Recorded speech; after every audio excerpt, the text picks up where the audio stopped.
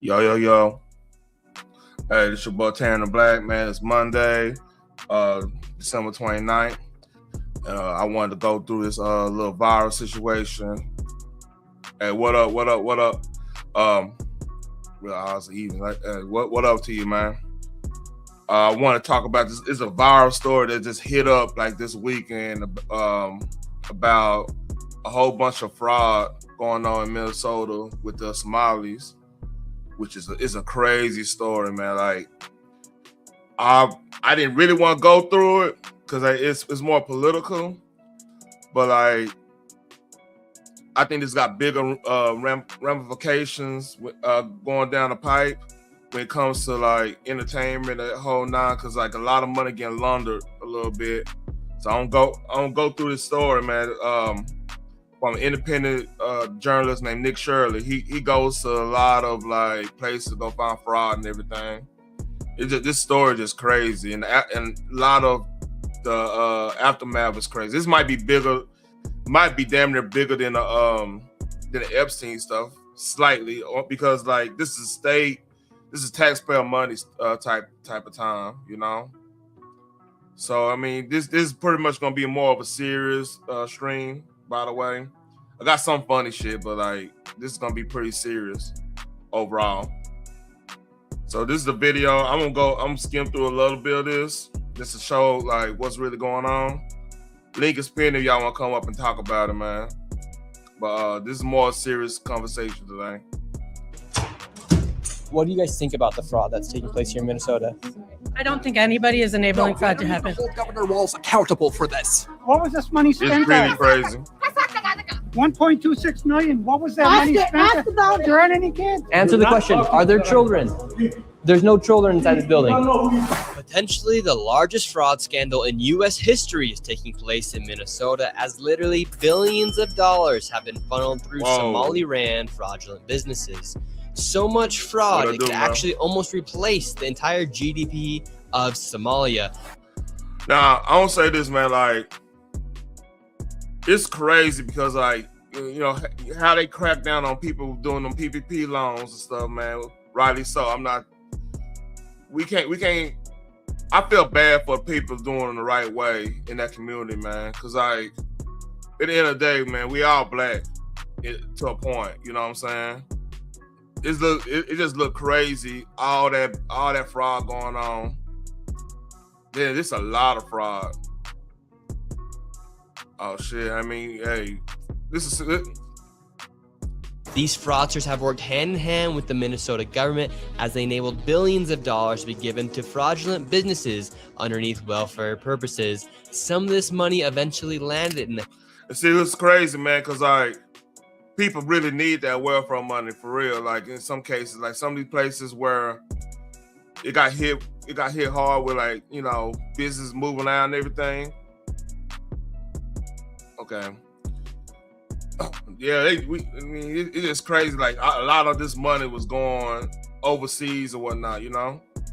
Hands of terrorist groups in Somalia like the Al-Shabaab, and others enrich themselves all at the US taxpayers' expense. And in this video, we will break down all of the fraud from start to finish, from going to the fraudulent businesses and confronting the people who are making millions of dollars from the government. And we will also be confronting the incompetent government leaders who let this fraud happen. And to make this happen, I met up with a man who's been doing his own investigation for years now, as he has seen the fraud firsthand. His name is David. Let's get into this and be prepared to be shocked. How deep is this fraud here inside of Minnesota? It is far worse than anybody can imagine. You heard it's 7 to 10 billion and maybe more, and now the number billion. That's crazy. Billion, man.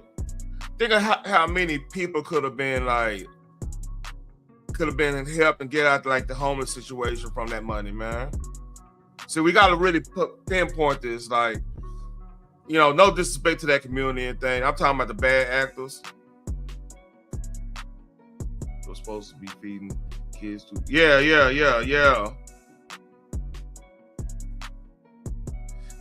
Yeah, that's crazy. And that's just, and like I said, they you'll see that like they were funding people campaigns too. That's where it get dirty, because like you taking, to me that's almost worse than the Brett Favre thing. Like Brett Favre, he did some dirty shit too, man. But like at least like some of his stuff, some of his like foundations he supported actually did something. You know what I'm saying? These motherfuckers didn't do shit. They pocketed money and they were laundering this shit, man. It's crazy. Numbers have been revised and put out there publicly that they think it's more like 8 billion. How I got involved is that where my office is here in Minneapolis, I'm sort of in the heart of all of this fraud. And I would see these childcare centers. I said, well, by the way, if y'all know anything about Minnesota, I got people. I had some people that live up there. One of the biggest complaints people that moved up there had with like Minnesota in general is that some things like that's down here in Texas or elsewhere, it's no doubt it's funded. Like they take, it's people, we take care of our shit pretty much. Up there, like there's a lot of stuff that's not funded, and a lot of stuff that's the money get lost. They got a real bad issue with money getting lost up there. And like another thing, like a lot of I've heard this is a private third party situation, communication type stuff. But a lot of like cops who want to try to get a second chance, they from like other cities and they kind of messed up in them cities. They go to Minneapolis and St. Paul because like they need cops so bad there, and they'll fast track them in. So that's one of the other reasons why like the cops weren't up to par to like with other places. That's why I heard. I don't know for sure. This might be alleged and everything, but like, yeah, that's one of the issues they got up there. There aren't any kids there. It's the middle of the day, and all I see are a couple of guys standing out front smoking. And then I'd go by another daycare and I'd see the same thing. I said, well, where do these kids play? And so I started to go online and look, and I said, this place is licensed for 80 children. They had 0 children every time I went by there. Crazy. They never had a single child there. Then I started to see all these transportation companies going around, and it was always a Somali driver. And I said, well, that's great. They're out there transportation contributing, but they never had a passenger, never, ever once. And I said, well, what is all this transportation? What are they doing? So then I found out that in Minnesota, they have something called non-emergency medical. Hold on real quick, y'all.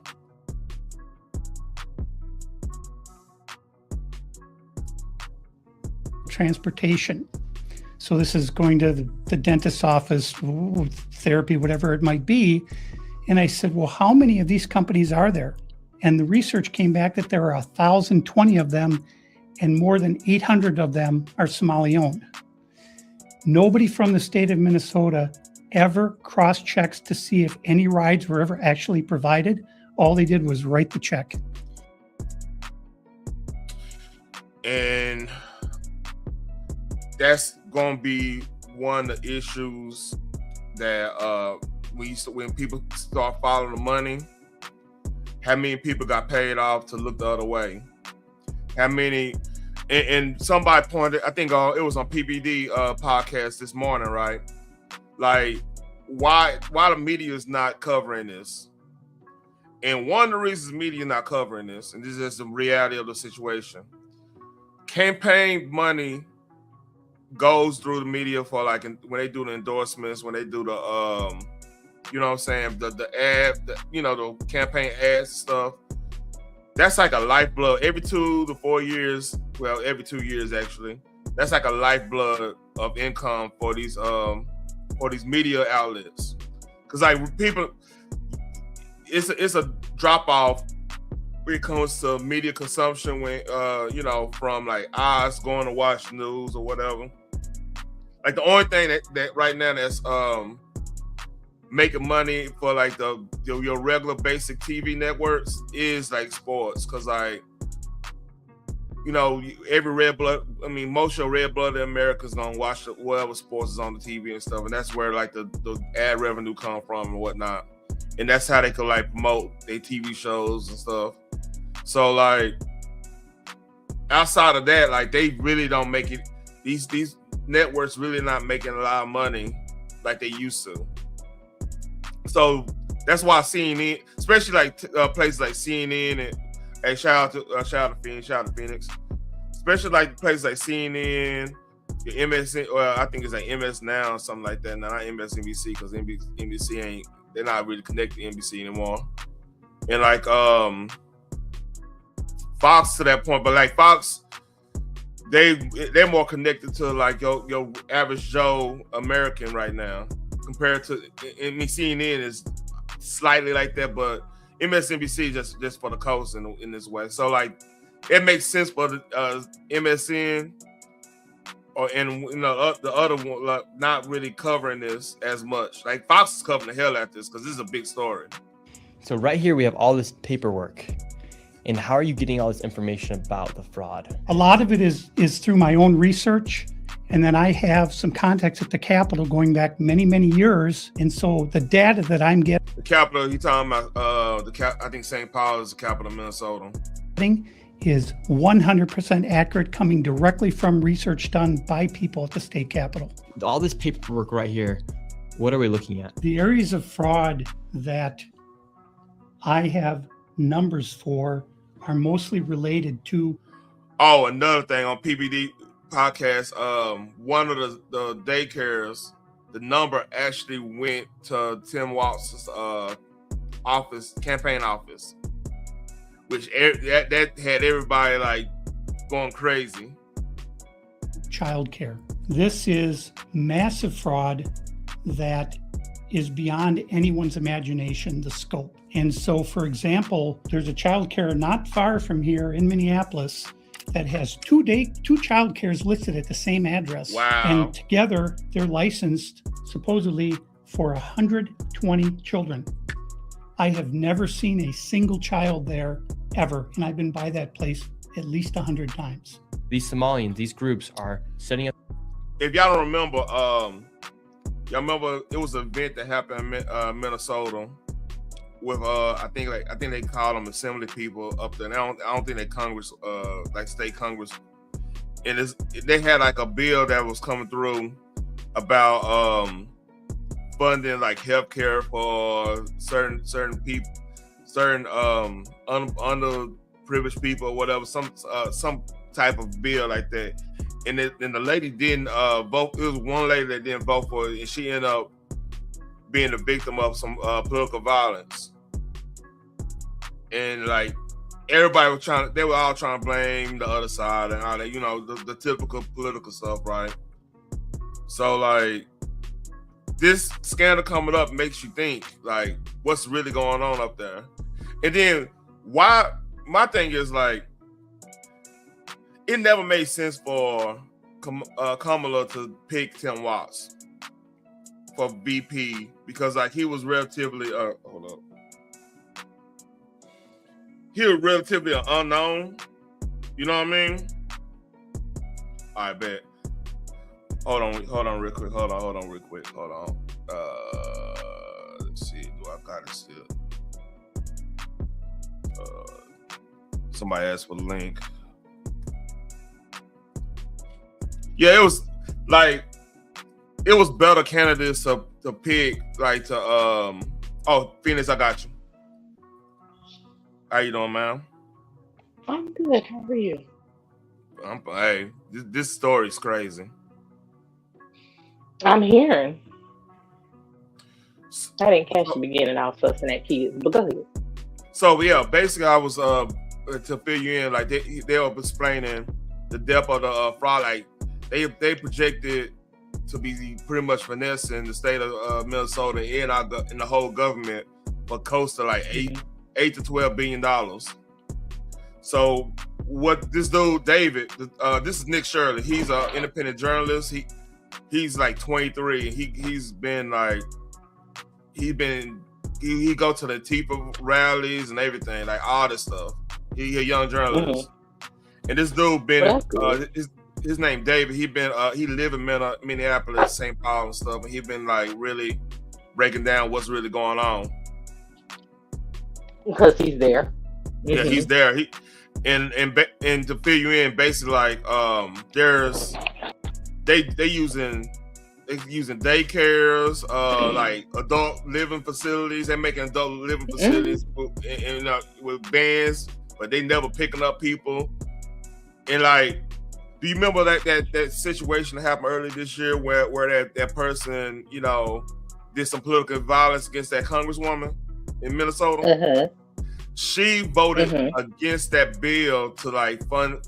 It was like a bill to fund like healthcare for like that group of people. That group of like, I ain't gonna say that group, but like underprivileged people, and she and like undocumented folks and stuff.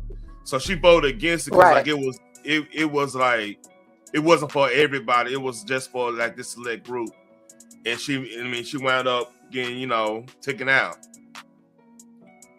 So there's something going on, which is unfortunate. Yeah. And so basically, I was saying like, why it never made sense politically why Kamala picked Tim Walz. Like, he pretty much was like, if you was gonna pick any Democrat governor, he was like one of the worst ones to pick in regards to going against Trump and all them, right? Because well, the more I think about it, I don't really think they was expecting her to win for real. That's, you know what? This part of me saying they probably kind of poison pilled that situation. What up? Oh, what up, Russell? Oh yeah, we talking about that. Junkyard dog. The Somalis up there finessing, man. How they finessing our taxpayer money, man. For real, like they finessing hard. This is crazy. Yeah, a lot of people didn't vote for that because it's affecting them personally. Like, they don't get the resources that they need because illegals are getting all the resources, which is not fair. If I'm paying into a system for a certain reason, and I find out that I can't get it, but these people who has done absolutely nothing. And not only that, they ask for everything. Like, they ask for your blood type, everything. Like, you have to have all your paperwork in order to get any kind of help. In the house. You better everything. They break up. They talking about people break up the household. Like, and these the same folks. Here's my thing about this, right? This is no disrespect to the Somali folks. I met some Somali folks that's cool as hell. It's all the urban. And a lot of them, the quiet ones will tell you straight up what, you know, there's some bullshit going on. You know what I mean? It's just, and they're not the only ones. Like, this is the one that got caught. Let's call it for what it is. They're not the only ones. And this is so blatant. Like, it's two things that opens this door up really wide. First of all, they over here, they sending money back to Somalia to these groups that don't mean us in any way. You know, they don't mean us well. Yeah. That's one thing. Yeah, because they taking all our resources and sending it back home. Yeah, I mean, it'd be different. Like, even with like his friend's brother in the South, right? If they send their money back down there, it's almost a net benefit overall in this hemisphere. Because like if everybody eating and then a lot of the dirt not going on, like, you know, a lot of stuff cartel wise not going on, that's a net benefit for everybody. That's not no benefit to us whatsoever. You know what I mean? No. Unless you try and buy them off so they won't be, you know, they won't be playing I'm the captain now, you know, because that's a real situation there. Oh yeah. We don't even talk about that, but like, see, the beauty about Nigerians too, they do it. Honestly, not true. They do it a smart way. Like they will shun them folks that do the dirt right too hard, but they'll create business. Let me tell you something. What's up? Nigerians been stealing for so damn long. It's normalized. Like we just at this point we be like, yep, we get it. They gonna do that. But like I said, I see a lot of them Nigerians. They actually say, hey, we want to be a part of this country type shit. They on that type of time too. Somalis, them motherfuckers ain't trying to be a part of no country. They don't give a damn.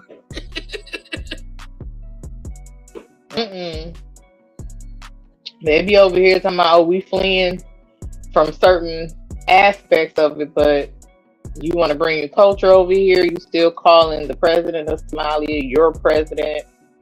Yeah. Okay, well, take your ass back home and be with your president.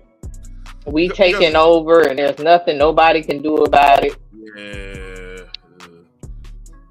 Dirty business. Yeah, but then we have the government fighting to keep them here. I don't get that.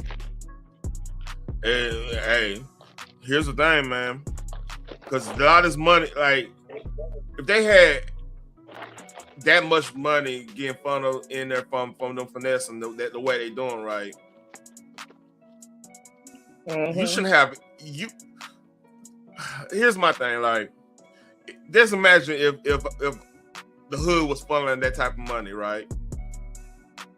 A lot of that probably would people look the other way, because like, shit, we gonna be giving money back to the economy like crazy. You know what I'm saying? Because like, somebody gonna want to stunt. You know what I mean? And like, yeah, we gonna when it comes down to it, and we could talk bad about this country all we want to, like real super pro black. I don't see now one of us leaving. We all working. So we want like even going to HBCUs. I had a big old, I ain't gonna say argument, a debate with my with a family member, right? Because I'm from the East Side for where I keep it. I've been saying that from and like I've seen it from when it was like before the blood, like the whole gang thing started happening, until I saw all that stuff, right? And like, one thing, it was always some pride in that community to like take care of your stuff and the whole nine.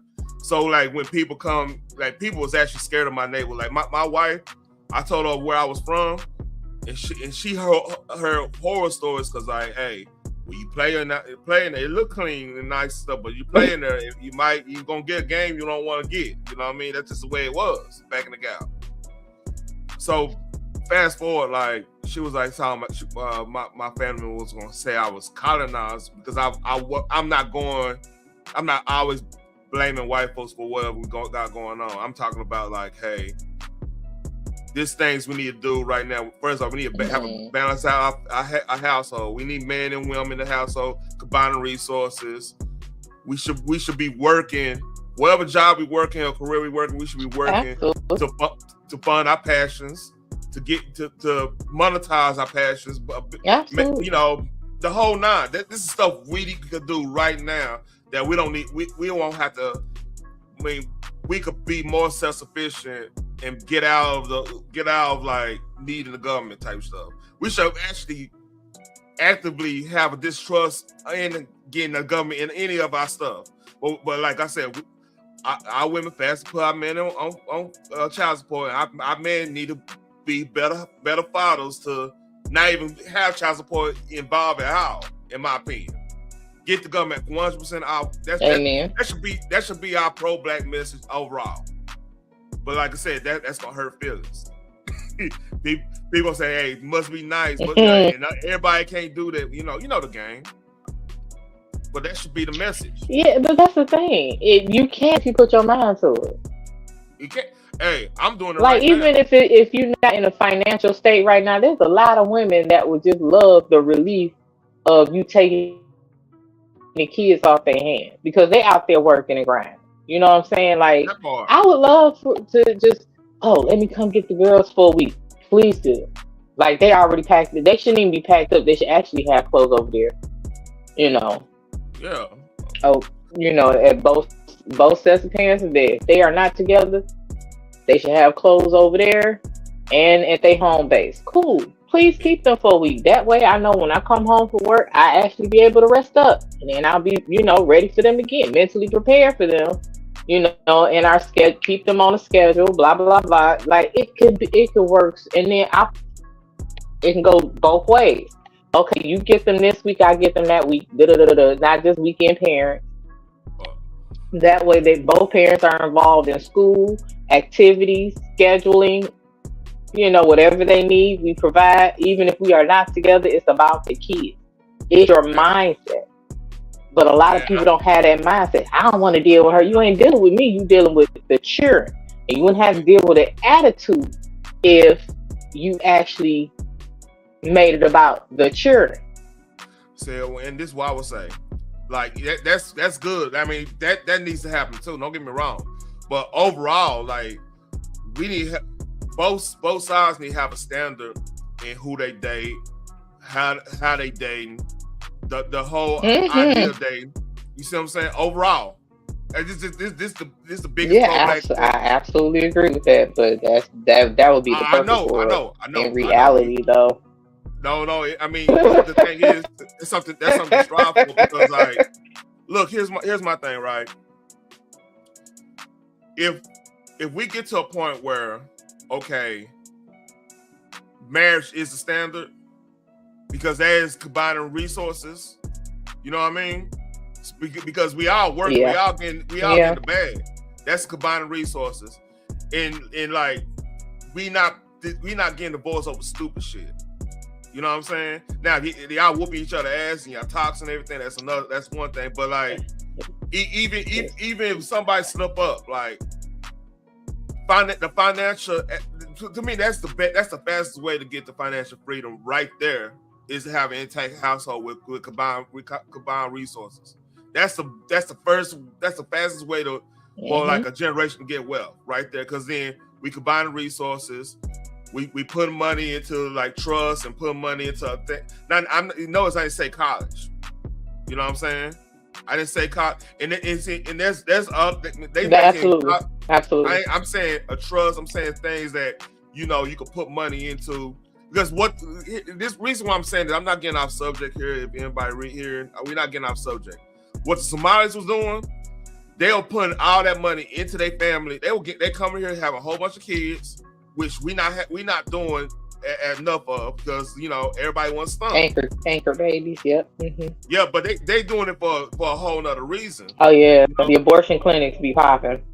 The abortion clinics do be popping. I don't know. Not in their community. I don't think they unless. I'm not saying in their community. I'm saying in ours. And that got stopped too. To me, you can't be pro-black and be pro. Some people use abortion as, like, birth control. And that's another problem. Like, what I'm saying is, man, sometimes we might need to go back to the old school in some aspects of, like, how grandmama and them doing. Like, if you were sharecropping, I'm not saying we sharecropping, don't get me wrong, but there is some wisdom. It's like, shit, motherfucker might have 22 kids. I'm not saying have 22 kids. Don't get me wrong. Please don't get me wrong.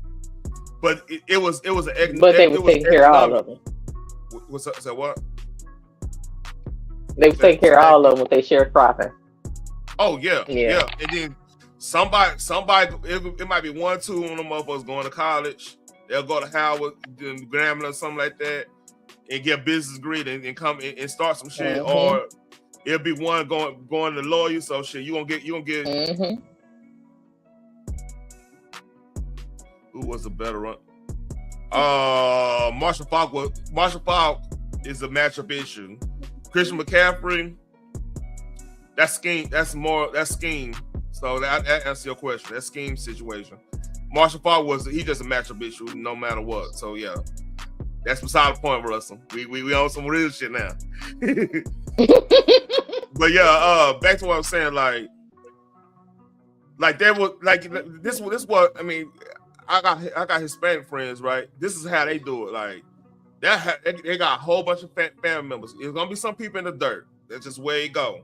It's gonna be some people get in the military, end up being cop, one get detective, and let you know what all going on. Yeah, I got Hispanic friends that's judges. They not fucking around. They got family member owned businesses and stuff. Now everybody work at, like I said, like if one go to jail. Okay, yeah, bet. I got you. One go to jail, do a 10-year bid. He come home, had shit. Hey, I got this exhaust shop. Come work for me. You know how we'll teach you how to do this. You ain't have to go to school for. We'll go in. We know how to certify you and everything. You come here and make this money. Get the money circulating. You know, things we used to do. Like we used to be able to hold people down when they. I ain't say hold people down. That's the wrong term. Bring people up when they, when the man get on their ass. Cause like, shit, that's one of them situations where the weight, like I use the weightlifting metaphor when it comes to our struggle, right? Jim Crow, shit, that's powerlifting. You gotta take shit serious. You gotta everything got intention. You can't fuck around. Right now we doing CrossFit. We thinking everything's smooth and easy. We just do a whole bunch of reps and we fucking around hurt ourselves in the long run. But hey, I don't know.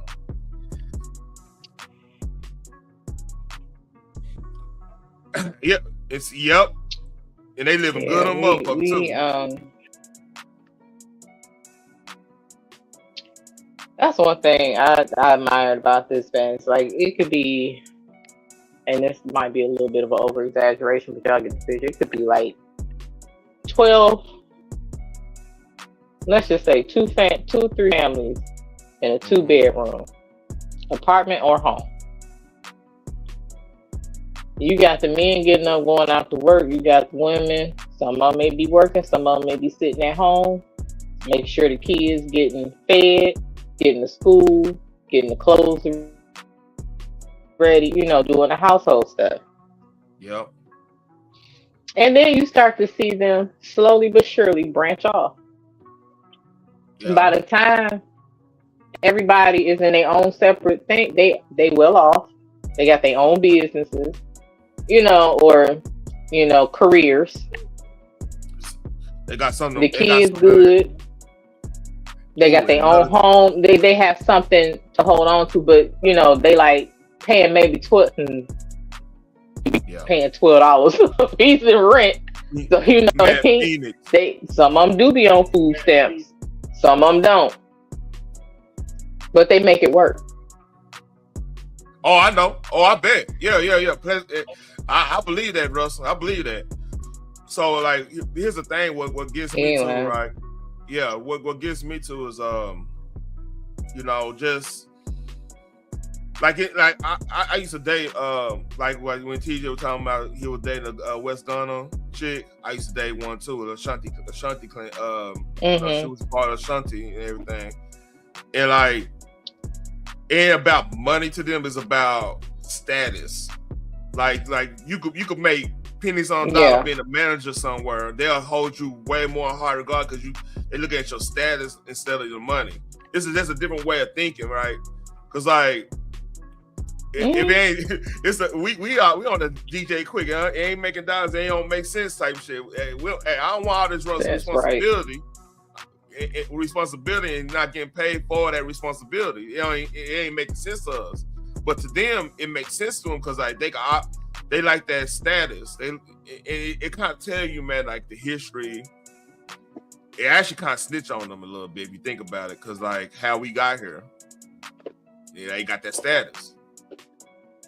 I did a little bit, man. I was a knucklehead though. I ain't gonna front with you, man. I was a front. I my red dicky still in the closet, Russell. You keep at that.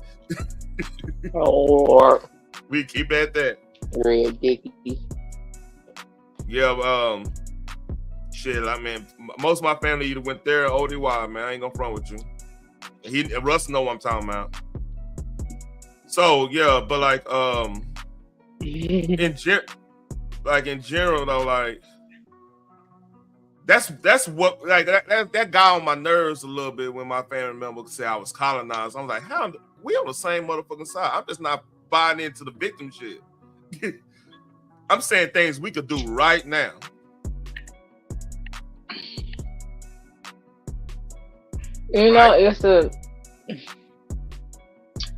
Sadly, it's a mind state. Oh, I know. Because that's what has been drilled into us, so to speak. So if you buck against that, then most of the folks that has a problem with you thinking a different way, most of that comes from them not willing to admit that they were easily swayed. A lot of it is because this is what they have been taught, for years. And it has been situations proving that. They like, no, that's not, I'm not going to lie to myself and say that that's never going to happen. But two things can be true at once. You have successful Black kids out here that is actually out here doing it. Yep. And they like, they're not experiencing what you went through. That's true. There's a lot of people that have experienced what you've gone through, but refuse to stay there. Yeah. They came up out of that. It's about how. But they rather argue you down and say, well, that was a special case. Mm-hmm. Man, think about this too. Even when we lived in the hood, we still had motherfuckers still had intact families. You know what I'm saying? Mom and daddy was still around for a lot of that time until the late 80s to keep it a buck. You know what I mean? It was just it's just my problem with the whole idea, like the whole idea of pro-Black, because when you actually talk about some pro-Black shit, what's up? You laughing, Russell? Yeah, man. Eastside shit, man. Hey, I think I want to say I think KB met one of the old coaches I used to have back in, because he coached in the McDonald's All-American game. But that's another story. You know, I wasn't a hoop, I was a football player, but like.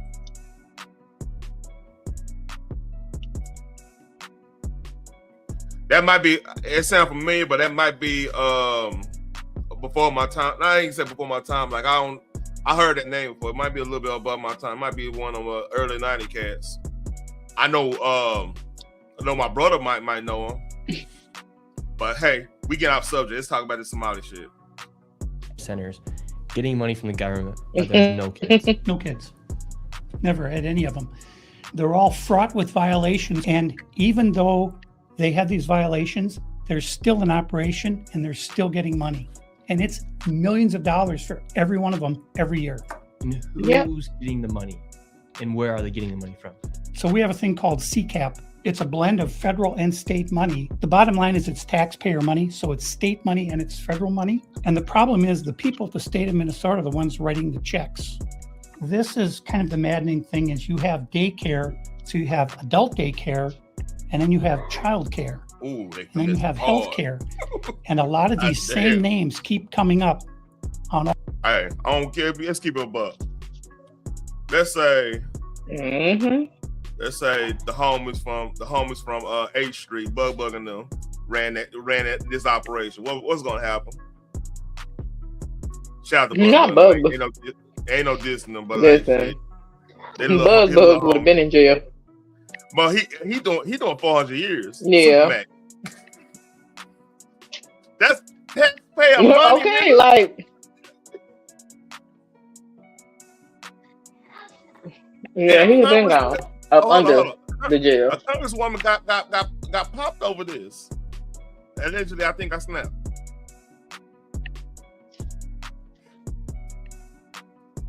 Yeah. Adult daycare. You know they can get home if they swear it down. They running one of those.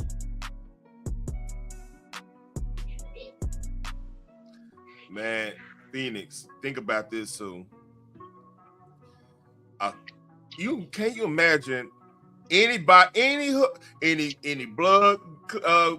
set, Crip set? What's up, JJ? Shout out to JJ. Any blood set, any Crip set, any GDB. Oh yeah, my bad. Any hood set, any shit. You could talk about power, CBI, and all them motherfuckers. If they had this type of operation, first of all, you had this type of operation. Are you selling drugs? Hell no. Why? Honey, they started the WIC program, and the FBI was on that ass. Okay, like they were actually helping people. Okay, like they had tents set up, giving out food and stuff for kids to have, and God, I so miss my old neighborhood, but and it was being filmed and everything, and they sent the FBI after their ass. Making sure the kids get to school safely. They walking them back and forth. Read the shit.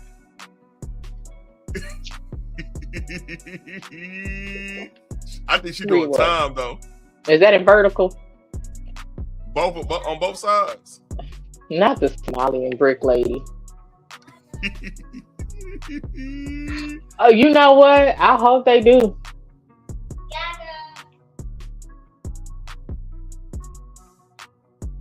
Yep. Stop it.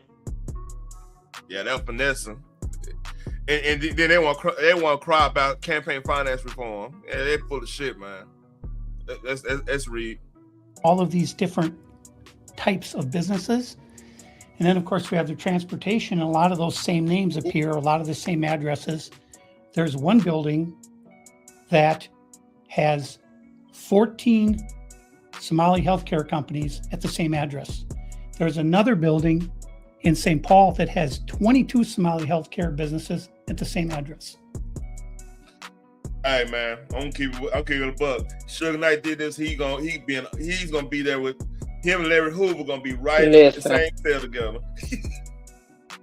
Man, for real. They would have put us back in slavery over this shit. They was like, all y'all going back, y'all. Hey. See, this is what happens when we free.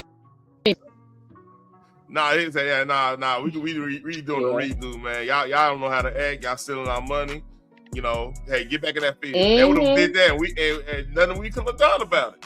That's what I'm saying. This is what happened when we free you niggas. Y'all got to go. They get away with a whole. That's sad. Hey, this might be worse than Epstein.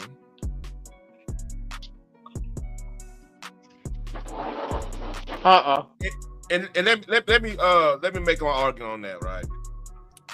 Epstein they had an operation. They were doing the filming motherfuckers getting power over that, right?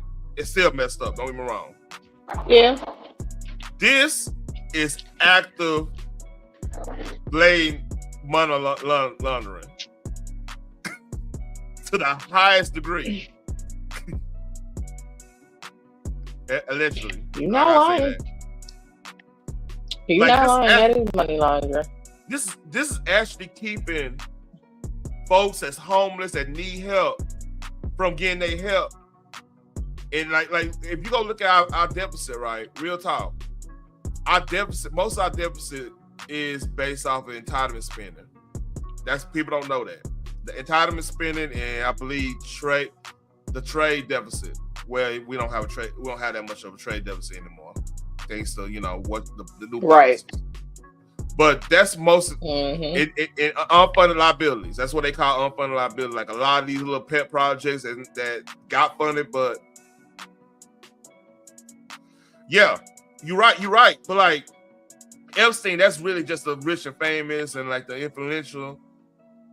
And you could say that's like a power. What would you call it? One of power. What's the word for it? He have black metal to get power type thing. Influence game. What they'll call, like if you're doing geopolitics, they'll call it soft power. This is not. It's a thing called hard power. Hard power is like your military. You going to go invade and take over. Take over a place. Soft power is when you're doing the influence war, the info war type shit. Man, Russell, I ain't gonna lie to you. I heard it, but I don't know if I believe that much right now, because like right now, there's a influence war in hip hop between like 50, Diddy, and because Diddy and Suge don't get along, so that could be one of them plays where they trying to like he's trying to knock this person down to keep eyes off his shit, because there's a lot of stuff going on. So I keep that right there. Yeah, so, what's funny about that though? He actually did a whole video of telling Diddy how to survive. while he in prison. Yeah, I mean, that's crazy, man. All right. And the government knows about this. The government knows they're writing the checks. Before he went. Yeah, the Democrats over there just writing the checks. What has happened is that the Somali community is a very closed community. They will not speak to anyone outside the community and talk about what's going on. Yeah, I saw that too, Russell. JJ, you know, it's a college, man. Real talk. If here's the thing. This is the weirdest thing. If you ever notice, even in a down economy, they make excuses so we can't get that. What's up? What you said, Phoenix? I said they come up with every excuse why we can't get free healthcare or college.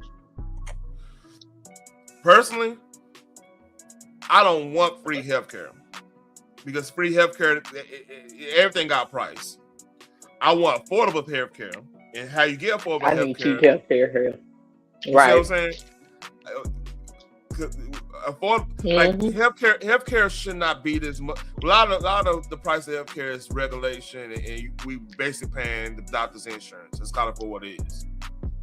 That's basically the whole idea of the healthcare thing. You paying because doctors got high ass insurance for his malpractice. Yeah, exactly. So that's what you're paying, and they constantly gotta go back to school for this little research thing, and they always gotta do that shit. It's an ongoing process, so you paying for all that when you go to the doctor. You know, even if you going if you have a cold or some shit. But to JJ's point, a lot of that money. It makes you think, right? Because on the Republican side, right, they got oil money like left and right all over the place. Or they got like industry money from like oil, steel, coal, all that stuff. They got that type of money. Foreman, they got that type of money over there because that's big money type shit, right? In foreman. Yeah, you're right, JJ. So the left pretty much used to have they barely got Silicon Valley anymore because like they kind of, how can I say this? They kind of abuse that relationship a little bit. That's why we could talk freely on YouTube now, if you ain't noticed. You know, to a point. So it's like it's a mixed bag with that. Yeah, it's a mixed bag with that.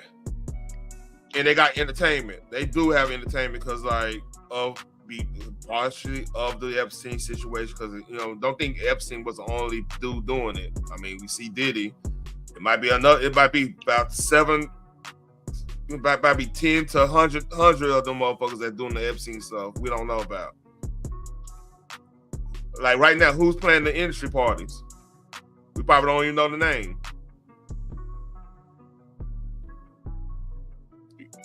You think they just quit doing industry parties when I don't think we supposed to.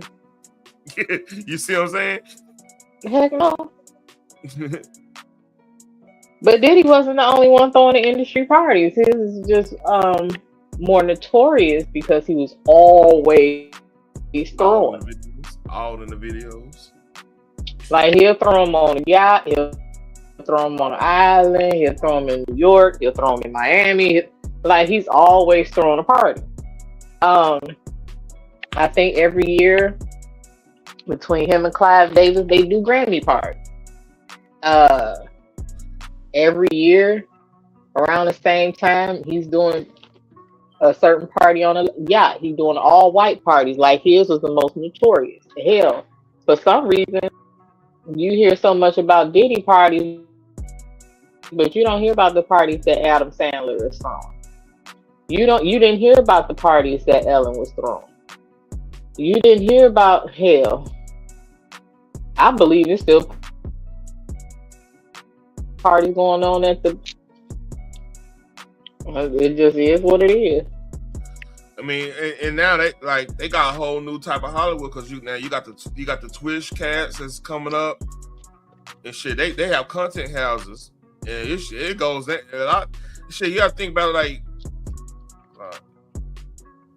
Yeah. I mean, you could blame Clive Davis for fucking over Stack Records, but that's another story. On within the community, they vote. Yeah. Clive Davis shut down a whole bunch of shit. Yeah. As a block.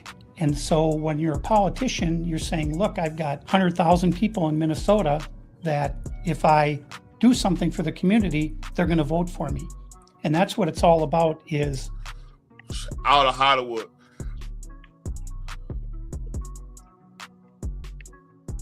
Oh yeah, he the one that kept on the drugs too. Allegedly, I think I snapped.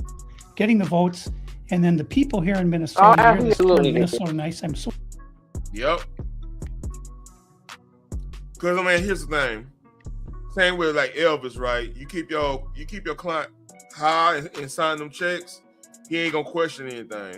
He or she ain't questioning like your bad movements.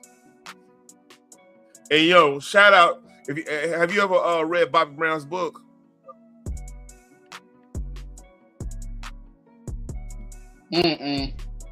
Great book, but like, you know why Bobby Brown never went super broke?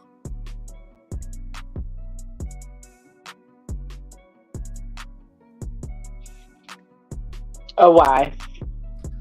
So, if you don't know, Keith Sweat was his career before he became a singer and became what he became.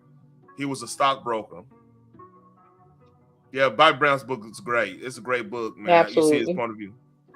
So he's a stockbroker, and when Bob was going through with Whitney and everything, like he was going through being on his own because they were all with Teddy Riley at that time, right?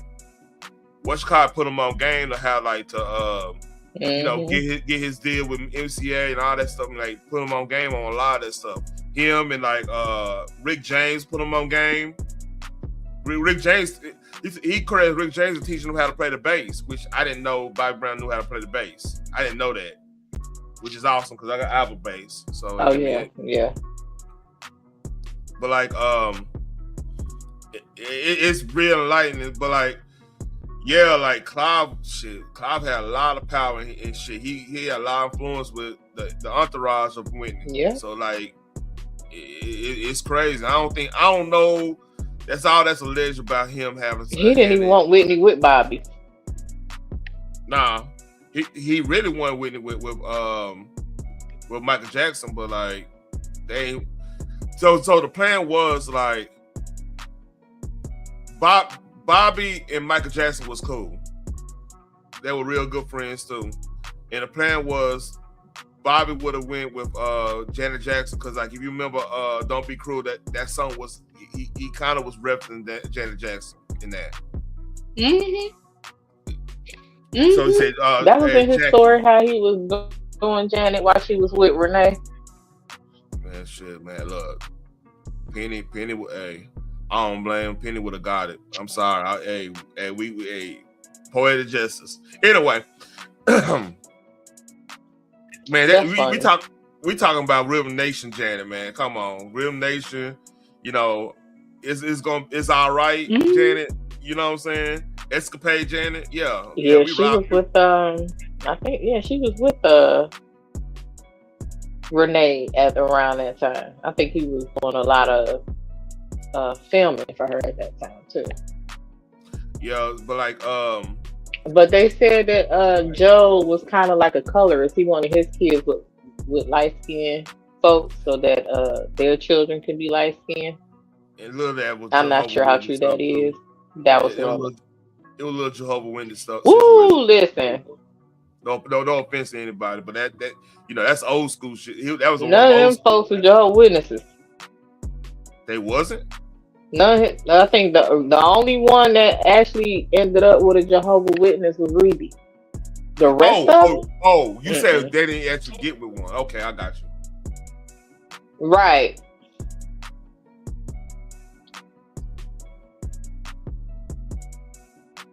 That's crazy. Yeah, like, I don't think any of his kids got with actual Jehovah's Witnesses except Reedy.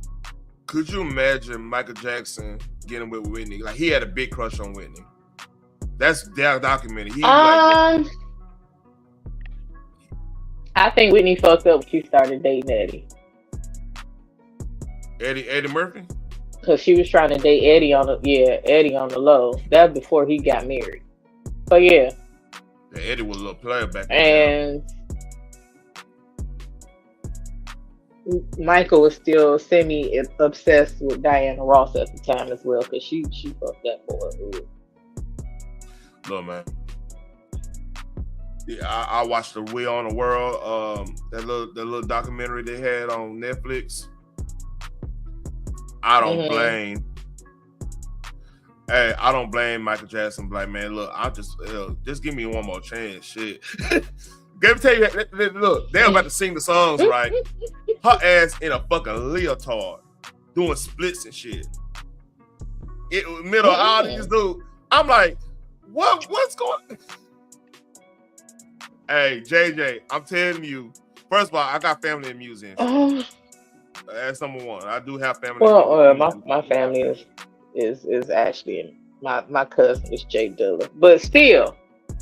Shout out to Jay Dilla, but man. Still, Arsenio Hall actually, I think, asked Whitney or Eddie.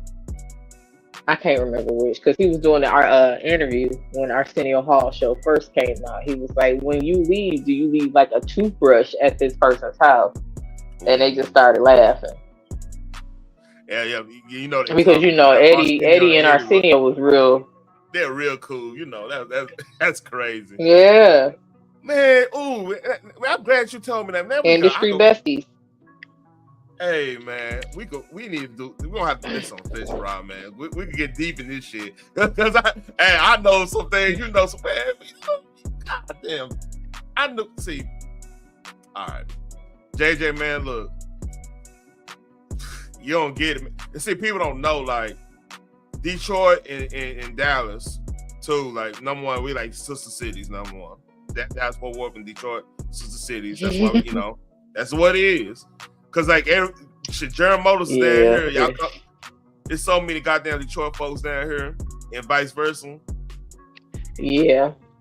And then on top of that, like, just in general, like the music industry gotta go through both cities like crazy, because like the money situation, and everybody's from fucking Texas in the music industry, damn near. Like a lot of people don't know, like he got a house in Austin. Oh well, yeah, he from everywhere. But hey, let's get back to the Somali shit. We talk about the music. We gotta do this over there. That shit. I'm actually happy. God damn. I'm sick of that term. The people here are so afraid of being called a racist or an Islamophobe. And they're afraid of their own shadow. And I don't understand. This is our future generations are going to have to pay for all this fraud. And they just want to bury their heads in the sand and go on and just not worry about it. Tim Wall's saying there's organized crime in Minnesota. What did he do about it? Nothing. You got organized crime? What are you doing? This is the Minnesota law, which mandates that anyone who knows of fraud and is a state employee must report that fraud. Tim Walz might be in trouble, dead ass, if they go through with what they're gonna go through. Now, the media's gonna say Trump is going after his political enemies, but I don't know about that one. They've been saying that. The thing is, he's going after everybody that went after him. Okay, that's nothing new. Number one, like, didn't y'all do that? I didn't hear Pete when Biden was going after certain people, trying to get rid of Trump before he could actually run for the next term. Nobody said boo. They trying to make the Epstein files a big deal. Them Epstein files been like the Epstein files been around for years. Look, here's the thing. I don't keep it a buck with y'all. This is probably the tip of the iceberg on this. Like Cash said, and What up, Selena? Hey, I sent you the link. I know you want to come up and talk about this. This is a bad situation. But Bundy and them need a win. This to me, this is bigger than Epstein because like everybody knew. I mean, Epstein until you clear the whole 4,500 pardons. What Shakai did, you probably can't do nothing with the Epstein list if he even came in. You feel me? No, you can't. And that's just they're just using it as a distraction.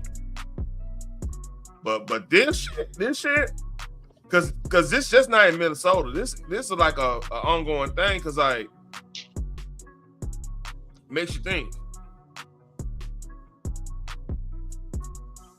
Yep. Facts, JJ. Yeah. It's Minnesota Statute 3.971, Subdivision 9. Not only that, but Walls is also guilty of misconduct of a public employee. When I look at the world as a whole and I look at fraud, the Twin Cities is ground zero. The fraud is worse here than anywhere else ever in history. And the thing about that too is nobody would think Minnesota be dirty that way. You know what I mean?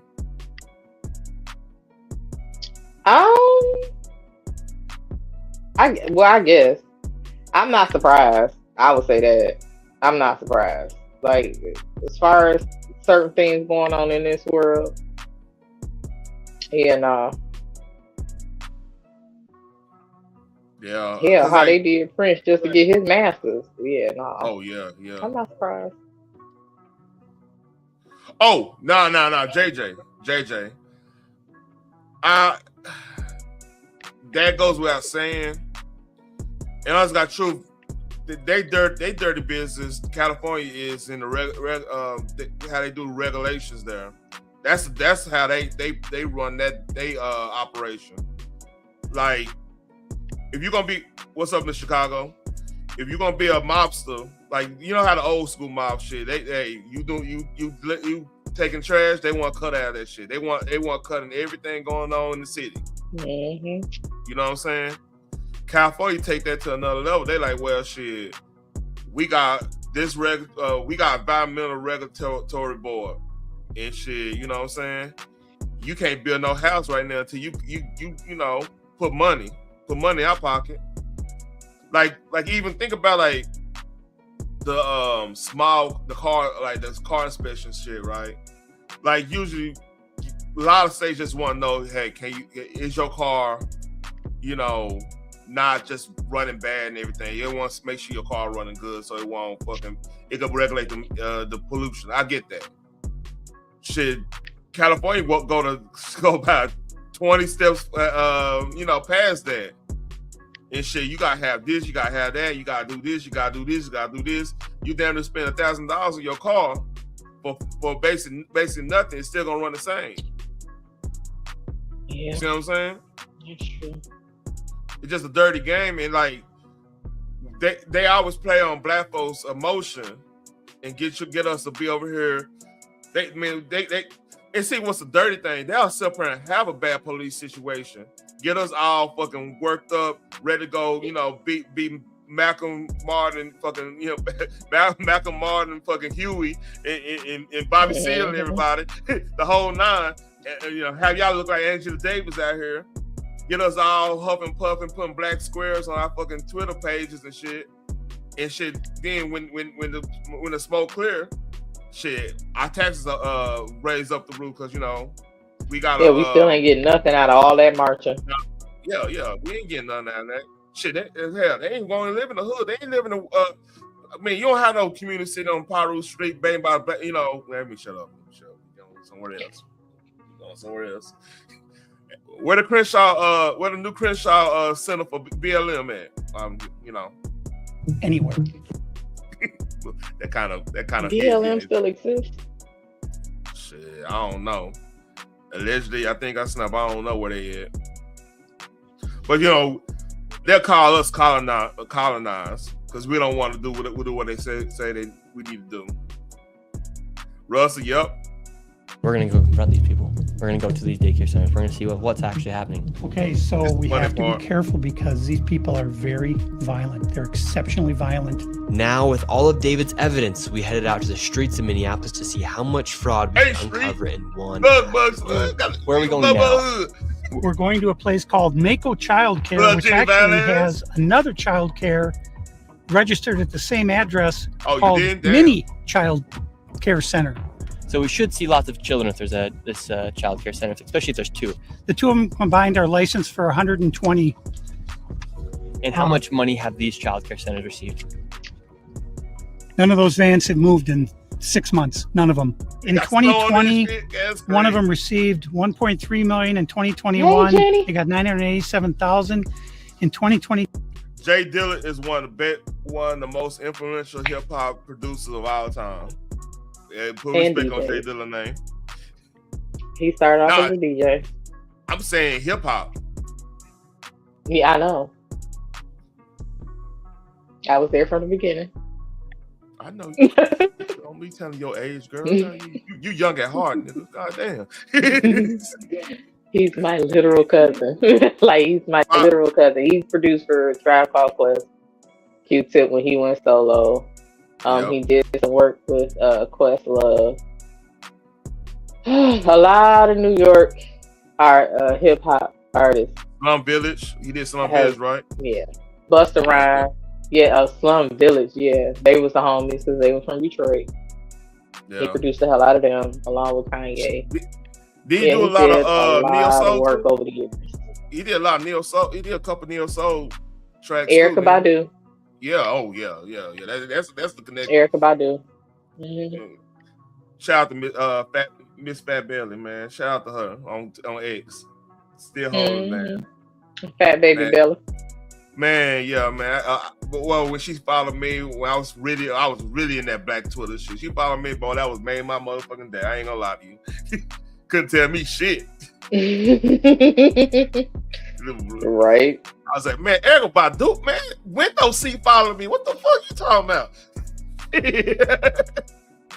Call Tyrone. And then they like, it's social media. Like, what is wrong with y'all? Why are y'all shocked?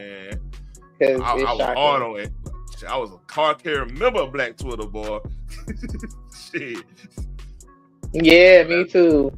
And then Twitter got on my daggone nerves. I ain't gonna lie. You probably flirted with me on Black Twitter. You After a while.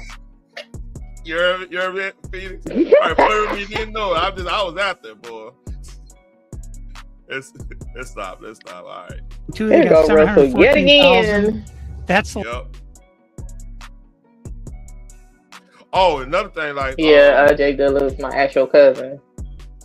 Yeah, my cousin's married in one of my in-laws is related to Spice One. Not Spice One, my bad, not Spice One. Tech Nine. Spice One is actually kind of, that's a whole nother story. But like Tech Nine, because like he moved up to for General Motors shit. Moved up there to Missouri, right? Or no, Kansas City. Yeah, Kansas City, Missouri, right? And fucked around and got with a chick up there. And she was keen to Tech Nine and shit. And man, that shit crazy. Like a lot of hip hop, man, people don't know, like, especially for where shit, the twins from Whispers, they from here. I told you know about Slop. Sylvester from Slop on the Family Stone. They started here. Up there in Denton. I believe it. Fucking Young MC. What was it, Young MC? Yeah, he from Flint. He lived here in Flint, right? Am I tripping? Oh, MC Breed. MC Breed, my bad, not Young MC. MC Breed. MC Breed is from Flint, yeah. Yeah, but he lived here for a minute too. So like he got connect. He lived on the south side. JJ. Last I have for that one. I will. And then the other one, 1.604 million in fiscal year 2025. Fiscal year 2024. First off, Selena, this Phoenix fault right here. We talking about music. This Phoenix fault. About 800,000, and in fiscal year 2023, they got $904,059. this place right here. Yes. We're outside of it. Well, this is actually 2 daycares are registered here. One of them is Mako, which you see on this sign. The other one is Mini Child Care Center.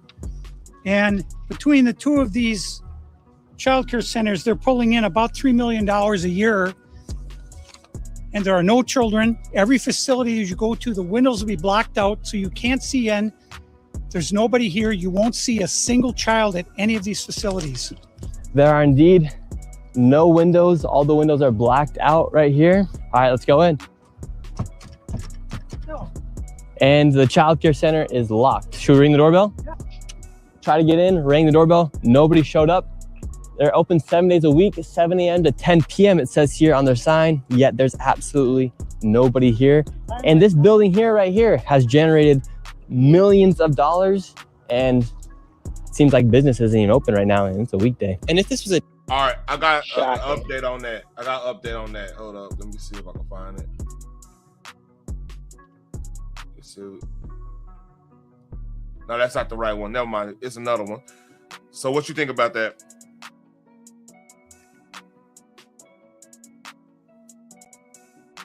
I'm not shocked. This is what happens when you let others in your home.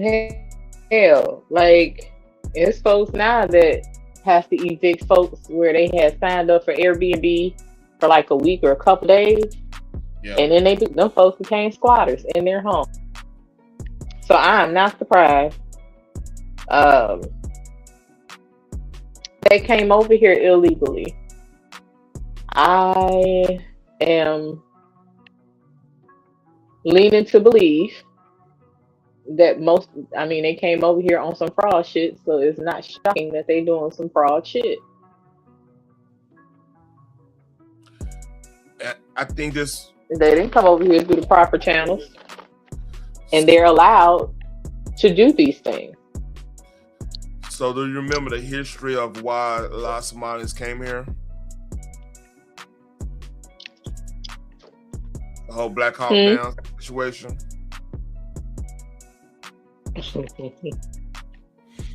So if y'all, to refresh our memory, when Black Hawk Down happened, my bill on squatters. Oh yeah. That's a good.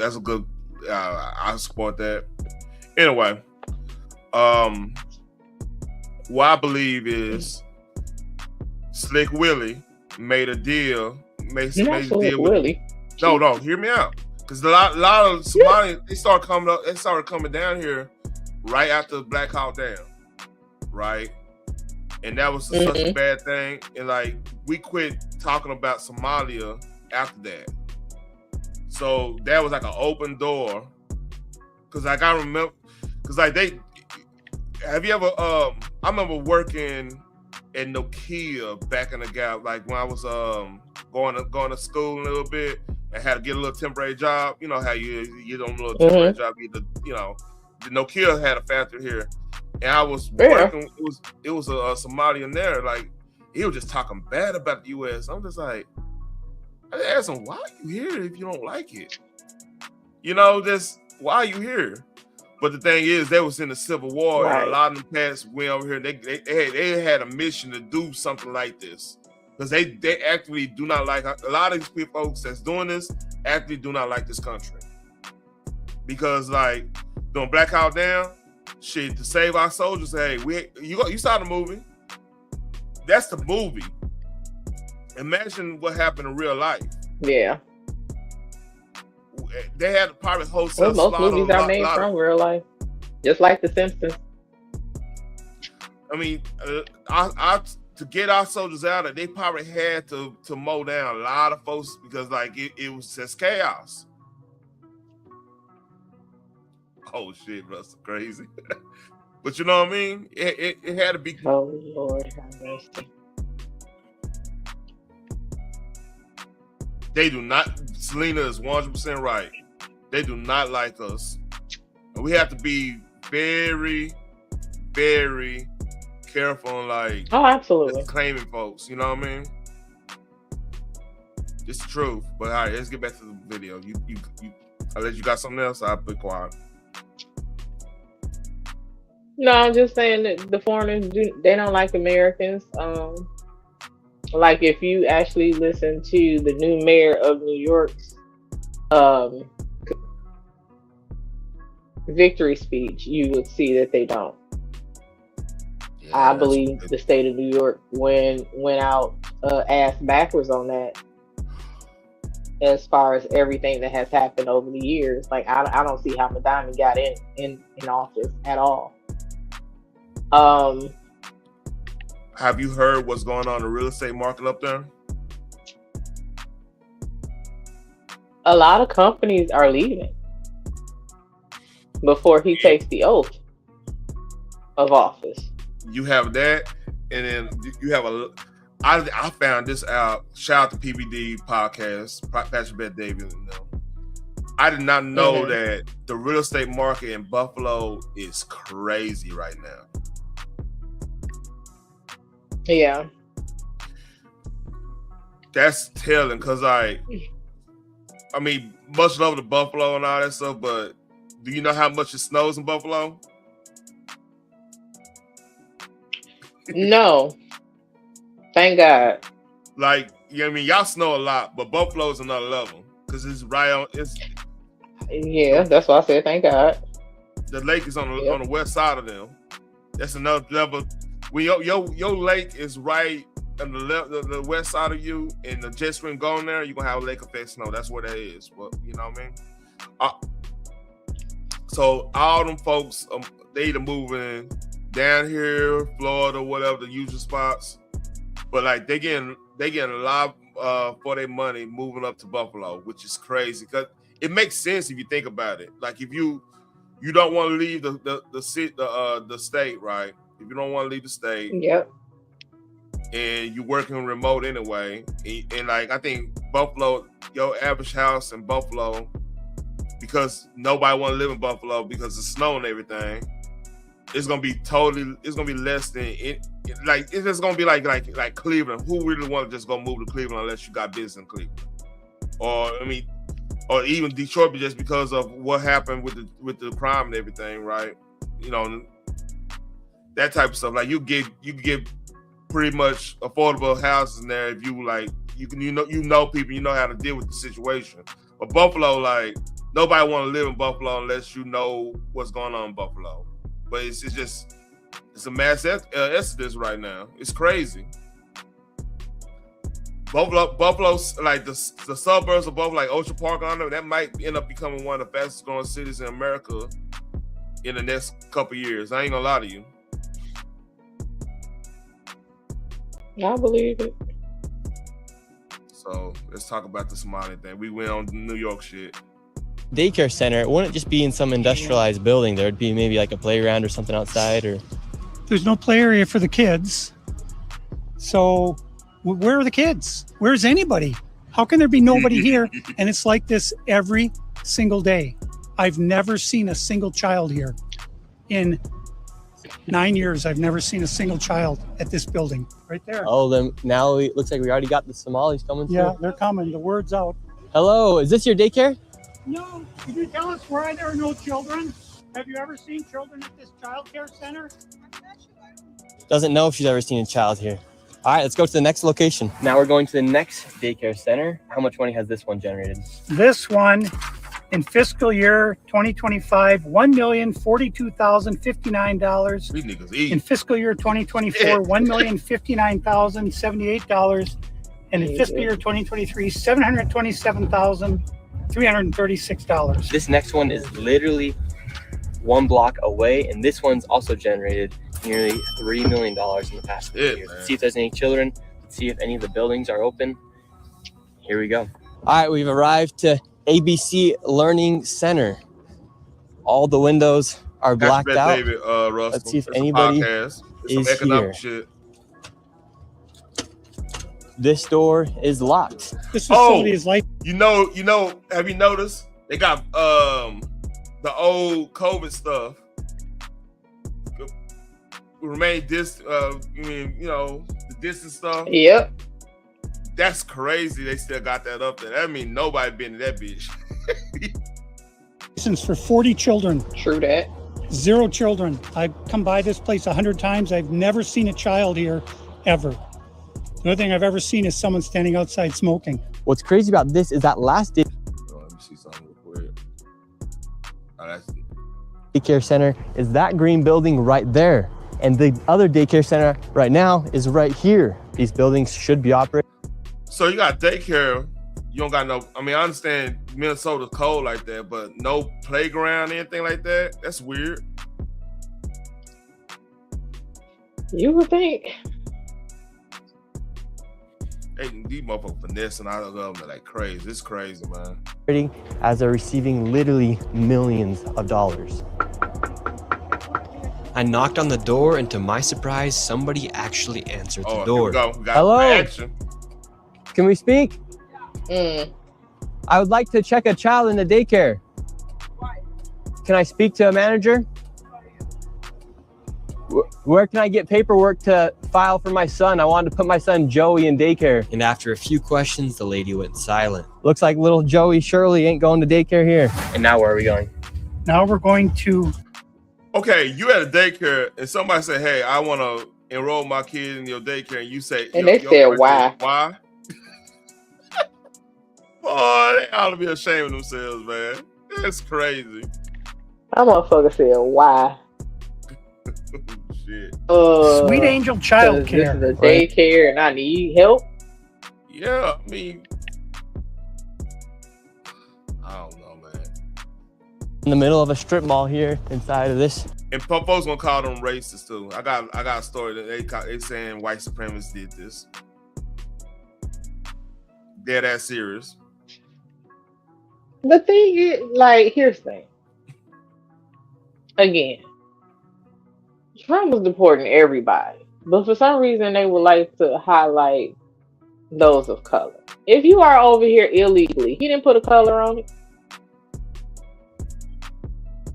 Shit. Like, you're literally here illegally.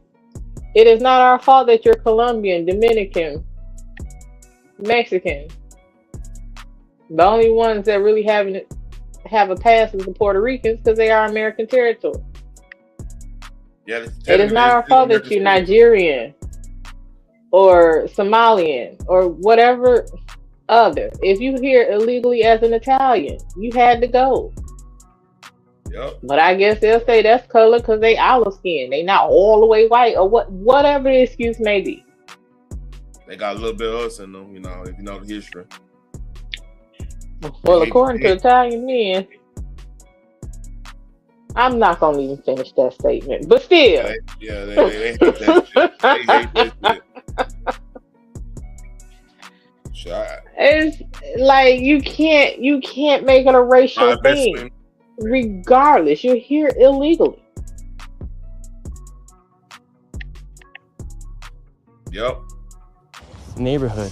In fiscal year 2025, this facility, which has its license for 74 kids, was paid $1.26 million in tax money. And there are no kids. And all the facilities are the same way. Selena. All of them. Let's see if anyone opens. Salute, Selena. Once again, I try to find a spot for my son Joey, and they would not open the door. I want to put my son Joey in daycare. Cuz I need a spot to put my son Joey. Yes. Is this your daycare center? No, I work there. What's happened? I just want to put a child in daycare, but all the daycare centers seem to be closed. No one's opening the doors. You work here? I was, yeah. What's happened? Where are the kids? Yeah. It says it's licensed for 74 children. Right here, state of Minnesota. Where are the kids? They got paid $1.26 million in fiscal year 2025. It says they have a capacity for 74 children. When? Where are the kids? Right here. State of Minnesota website. You work here and you don't know? I don't know. I was there before. I don't know what's going on. Were there any kids when you worked here? It's there. Kids there. How many? I don't know. You don't know? Yeah. You worked here. Okay, well, then you're not of any help. Can I put my son in a daycare here? No, I don't know. Can I speak to someone? No, I don't know. No? Man, Yeah, I would like to see if I can put my son... But I don't speak English. So that's Yeah, you better start speaking that. Well, I don't even know they language. What is Somali language? What they call? I forgot. Do they speak Arabic? Because they swear they Arabs. They not black. Although Arabs are black. But still. Yeah, they say they Arabs. So I think it might be Arabic. Question. I should ask the AI.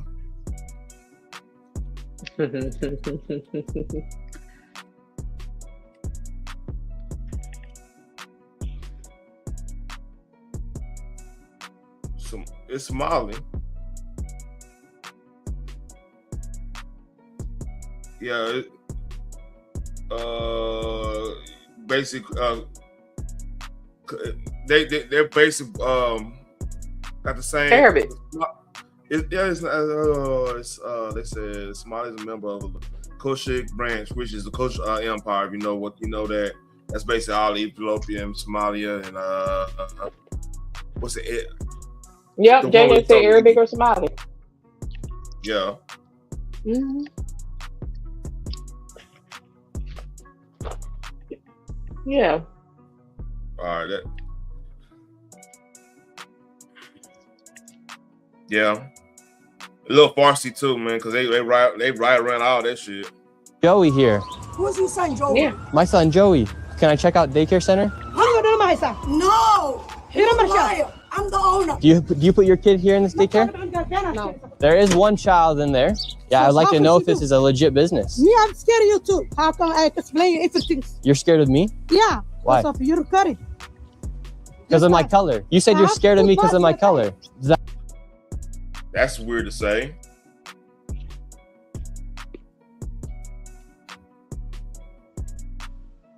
Listen.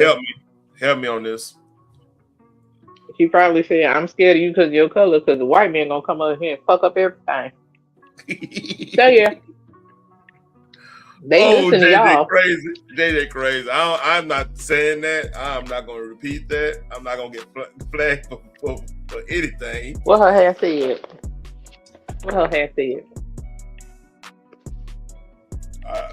I need what Damn D got. my words are my thoughts are not your thoughts. Yeah, I like this. Shit.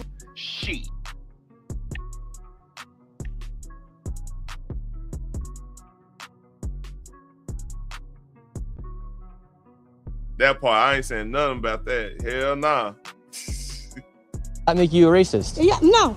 But no. You said you're scared of me because of my color. I'm not saying you're racist. You said you're scared of me because of my color. That makes you a racist. So right now they're all getting mad because he's showing the paperwork of this business being registered as a business. 74 children, no children. We saw one. You see people that's gathering too slightly. You see that? Y'all better make a move. Child when the lady opened up the door. So now they're all getting mad. What was this money spent on? 1.26 million. What was that money spent on? There aren't any kids. Ask the owner and the kids. Well, then why are you talking for the owner if you're telling me to talk to the owner? I'm sorry. I'm not understand what you're talking about. Do you have a child here? No. Does anybody? No. Where are the 74 kids? Did you lose them? This don't look good, Phoenix. You hear me? This don't look good.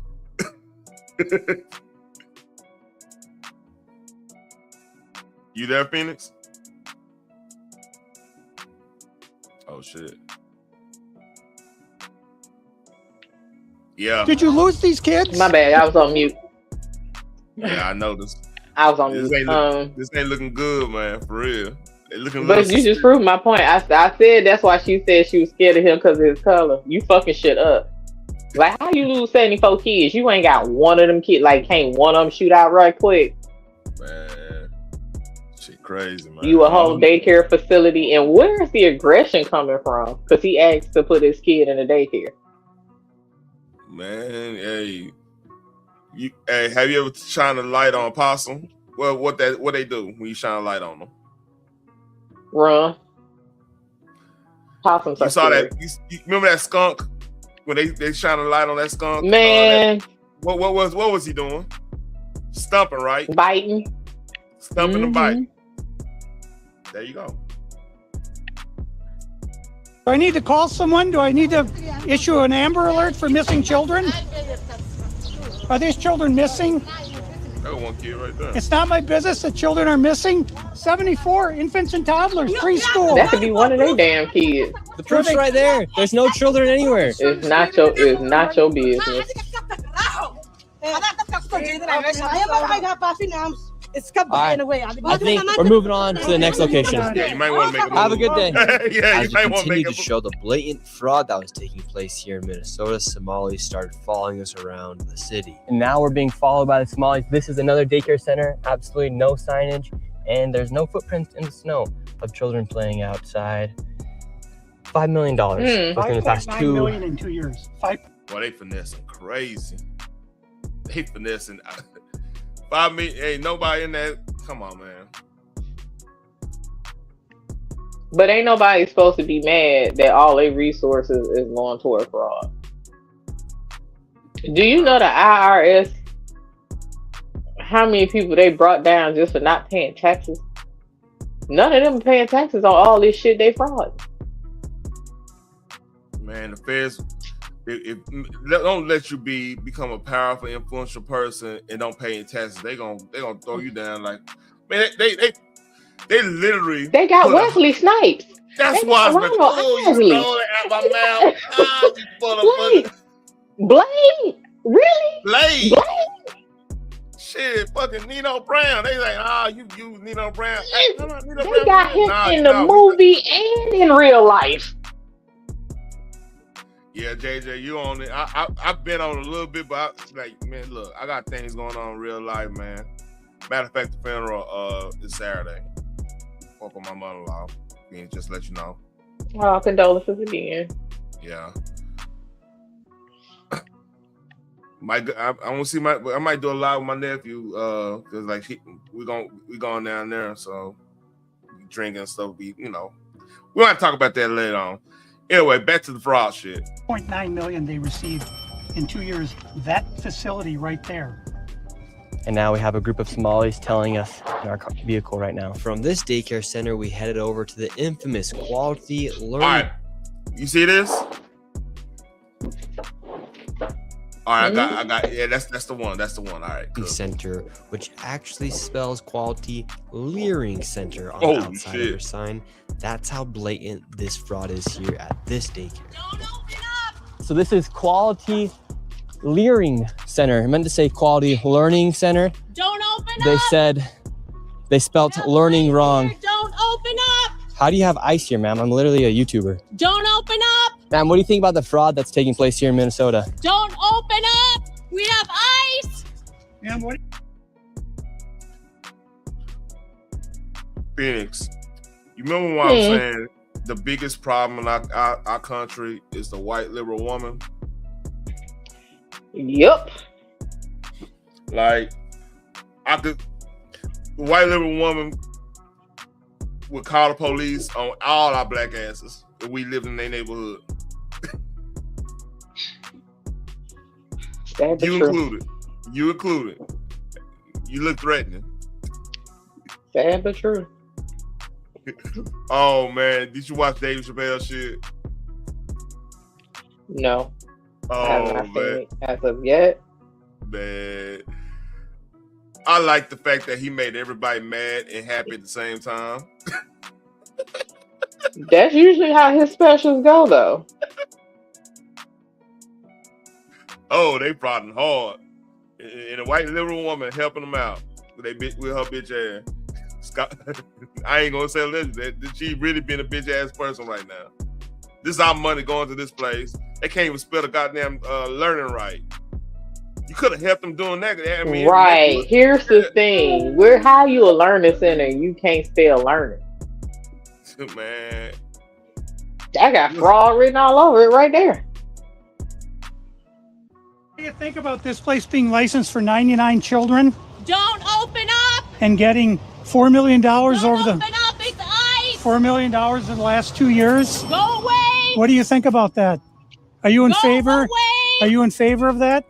Go away. You're not welcome here. Shame on you. Are you in favor of $1.9 million going illegally, fraudulently to this business that has quality learning center, but can't even spell learning right on the door. Don't open up. Ma'am, ain't nobody in there, girl. You ain't gotta yell. She's probably getting a cut out of this shit too. Somebody might need to investigate her. That's what it sounded like to me. Yeah, hey, look, you ain't better mess up my Christmas, goddamn shit. Look, y'all better open this motherfucker up. Hey, make sure. She trying to go to Minnesota Viking game. She ain't hear nothing we saying. Give me that taxpayer money. That's it. She trying to kick where Prince used to kick at. She ain't hear nothing about, dirty business. Nice. I don't care who you are. You don't belong here. I belong here just like you belong here. Don't open up. It's ice. You do realize that there's supposed to be 99 children in here at this building, but there's no one here. This is a child daycare center. 99 children. Paid $1.9 million this year in CCAP funding. You don't give a damn about them kids. They run away. Where are the children? This is state of Minnesota. Hold up. Right, see that? She got keys there. She probably working this motherfucker. Yeah, man, hey, somebody investigate her ass for real. Where her money going? Why she screaming, don't open up, it's ice, and they out there literally saying we trying to figure out where the kids are, and it's $1.9 million of fraud going on in this building. Why is that not the concern? Why is she talking about it's ice? Do you see him with any protective gear on? Do you see an ice truck anywhere in the vicinity? If it was ice, they kick it through that door. They ain't fucking around. Correct. They ain't got to worry about opening up. Do you see a tank ready to pull that motherfucker open? But see, they ain't got to wait on nobody to open up. They will pull that wall clean out. My question is, she got keys. Why is she's over here?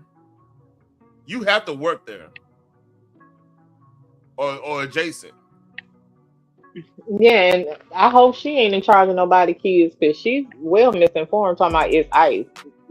How did you come to that conclusion? Can't spell learning and don't recognize ICE officers when you see them. These kids is lost. Thank God ain't nobody in there. And who are you? My name's Nick Shirley, ma'am. And who are you with? Nick Shirley. Nick Shirley on YouTube. Yeah, so who are you with here? Oh, he's just been doing some research investigating the fraud that's taking place here in Minnesota. Yeah, I'm with Nick Shirley. This lady, she's calling us ICE. We're just trying to put law and order. All right. I mean, it's icy outside, but whatever. There you go. Bam. So, just in Minnesota Department of Children says it has been shut down. That's the update. It got shut down. Oh. So, that's the one I was. Were they ever open? Who knows? Shut down in what sense? Jenny been killing the hell out these comments, though. Man, you know what? I'm tempted to call this number. I am very tempted to call this number. You know what? I'm feeling petty tonight. Oh Lord. They closed. Let's see.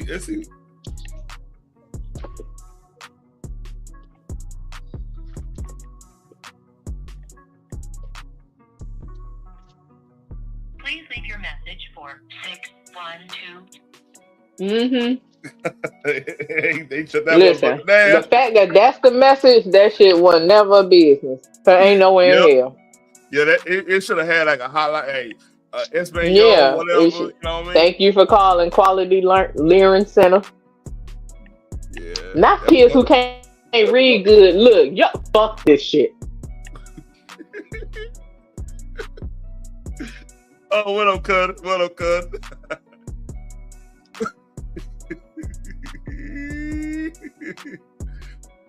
Oh, who knows, Jeannie? I don't know. You know what? You know what? I called the motherfucker. I just paid that shit attention. I called him. He went to a cell phone voicemail. We already know what time it is. Boy, it'd be funny if they call me back. Oh, they call me back. I'm like, hey, man, can my kids go over there? I ain't my, hell no. Hell no, my kids know how to read. They gonna laugh at that shit. Okay. Quality Learning Center for kids who can't read good. Man, I would never send my child there. Hold up.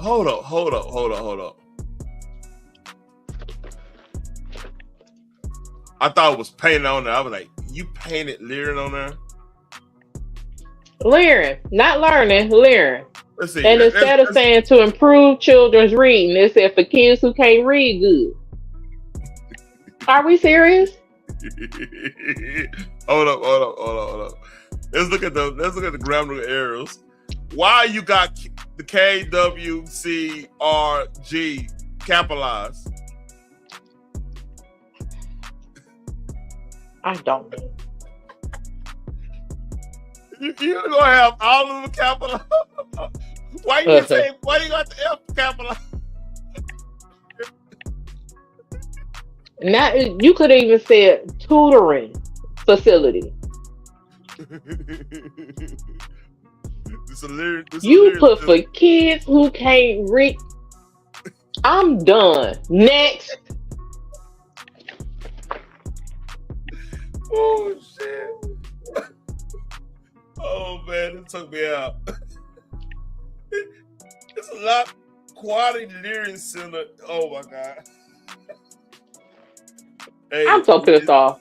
Is this where even if that was a legit ass business, that would not be a place my children will ever go. Just from the sign alone. Hey, you're not on your phone, are you? Or you're on your phone or your laptop? I'm on my phone. Goddamn. I think we need to call one more time. Let's make sure. No, we don't. No, the hell we don't. I'm not even sure they know how to answer a damn phone. Oh shit. Oh my god. The Learning. What are you learning? Mm-hmm. You lear? Hey. Oh man, the jokes is right itself. The only thing I know that leer is a goddamn pit. So would you say this is another version of Lorian School? Listen. That's probably who the hell running this shit. Oh shit. Yeah. Oh. They gonna turn this phone. They got the phone number out there too. Man, they gonna turn that shit off. All right, we gotta go back. All right, we good. Composure good. I'm good. Next. Order back in the streets. That shit pissing me off. Get rid of all the fraud. Have you ever seen children at that daycare center right there? Where? Yeah, it's right there. It says the child. You've never seen daycare. I haven't seen anybody in there. We're going to educate you on something. So what do you think about this daycare center? They spelled learning wrong. They've received over $1.9 million this year alone, and they're supposed to have 99 children here. I don't see it. Have you ever seen any children here? None at all. None. This year they got 1.9 million. Last year they got 1.5 million of your tax money for my children. We just want to know where are the kids? Right.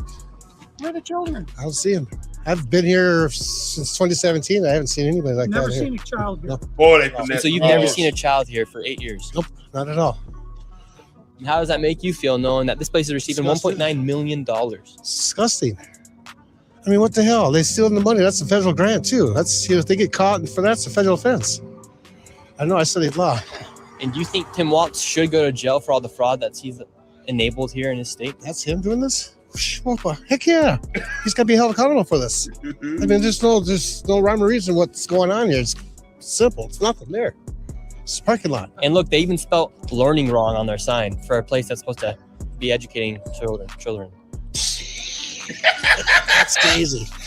I mean, who? It's just, the joke is right, so. Man. That's just fucking ridiculous. You know what? I'm tempted to make that like an overlay from when stupid people come on the panel if they ever happen. Listen. I might do that. I'm feeling real petty tonight. Who runs it? Who supposedly runs it? Somalians. I might make that a thumbnail for a nerdish show. It just a lot of creativity just coming out, man. Oh my god! Well, where? Yeah, it's just I've never seen nobody here at all. So how long have you been living here? Since 2017. You've never seen a single child walk in that building? No, not at all. So this daycare center is literally just a place to traffic money. $1.9 million just this year alone. And this guy's been living here for 8 years and has never seen a single child walk through those doors. There's no windows either. No. And so if you want to have a daycare, you should have windows. That's like part of the thing, because like natural light, the whole nine, you know what I'm saying? Yeah. I mean, it's not very green. You know, they worry about everybody being green and being environmental. You should have fucking windows for, I don't know, natural light, so you don't have to run electricity so much, even though you have to do it for the code anyway. I don't know. Just thinking. Who need windows? I don't know. So, anything on this? No, I'm so done. Once I seen that damn sign, I was through. All right, here's some more. Early Learning Center, and it's licensed for 90 children. And in fiscal year 2025, they received $3.6 million. In fiscal year 2024, they received $3 million. So in 2 years, they got $6.67 million, claiming they have 90 children every day of the week, 5 days. By the way, spoiler alert, they get up to the $100 million range of all the fraud in that city alone. Ain't that something? But we still got homeless on the street, and we need to blame for the homeless. You and I, who make a good living, and we don't care enough. That's what they'll tell us. We don't care enough. The billionaires and the millionaires and billionaires don't care enough. But you got this shit going on.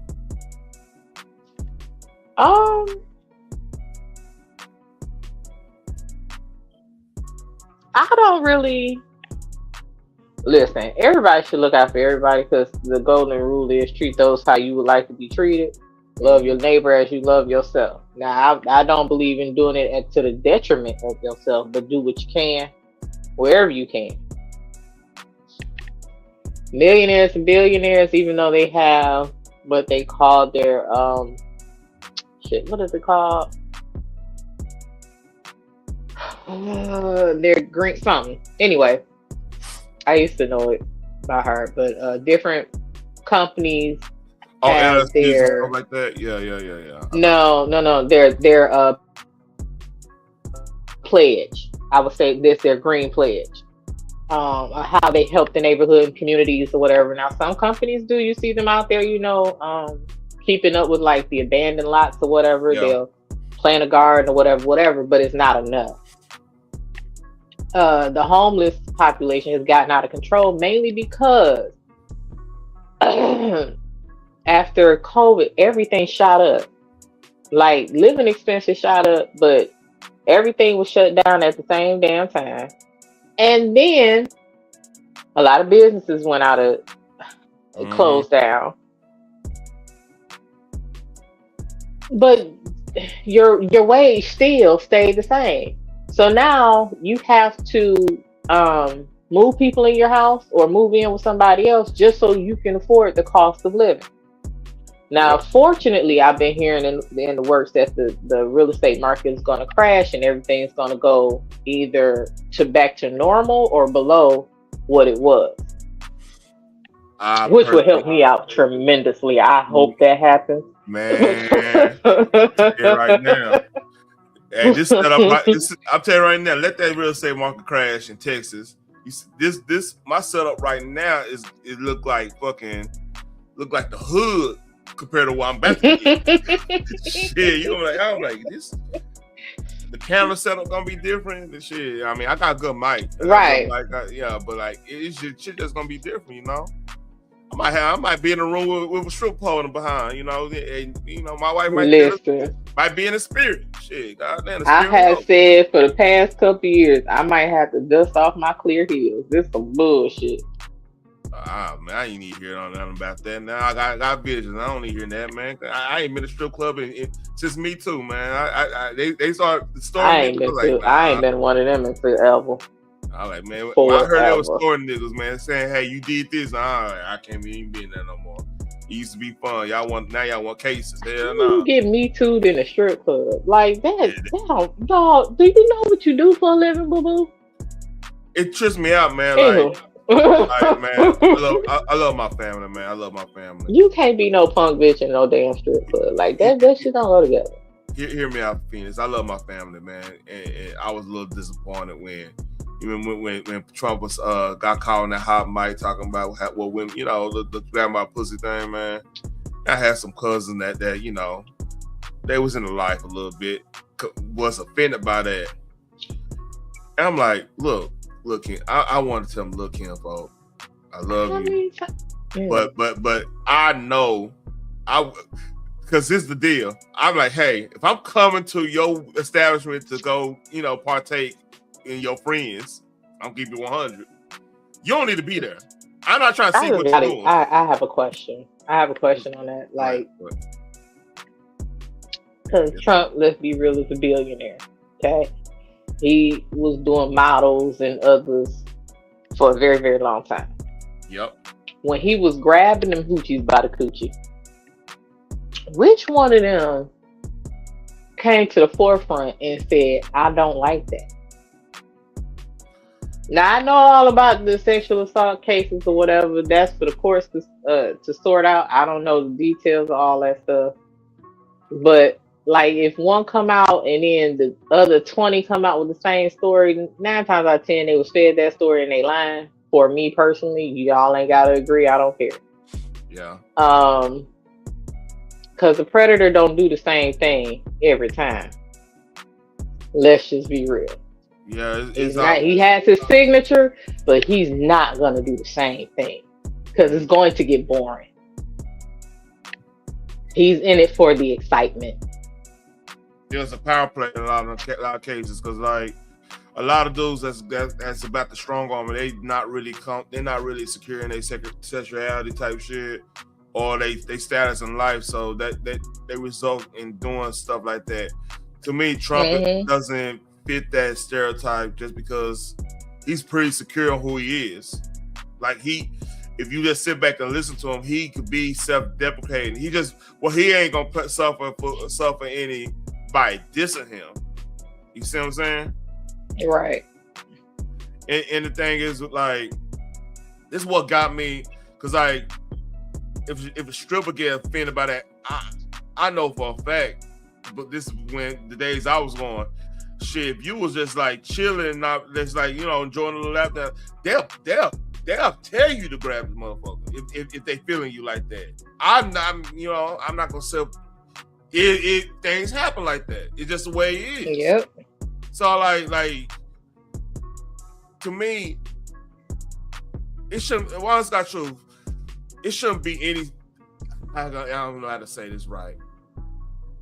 Anybody minority, when y'all sisters twerk the whole 9, it goes down in the club. You notice, y'all.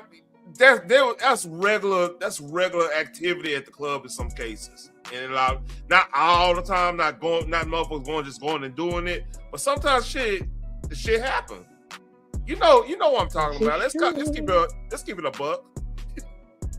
You know, sometimes they're initiated, but like Harvey Weinstein, and the thing about Harvey Weinstein too, man. Let's keep it a buck here. Let's say Harvey Weinstein was like Brad Pitt or like one of these action stars, and he had that power to give a motherfucker an Oscar. Are we talking about Weinstein? No. They did in the Me Too movement or whatever. I'm telling you, if Harvey Weinstein didn't look the way he did, like he didn't give a fuck. He didn't take care of himself at all. You're right. You're right, Russell. Like, we not talking about Me Too. if it was Brad Pitt getting motherfucking bras Oscars for, you know, taking them down through there. We're not talking about it. This is the reality of the situation. You know? He was like perfect for that predator look. Because he looked like a dude that will front their power like that. Yeah, that's true. It was Pete popping back in the day. He wasn't perfect.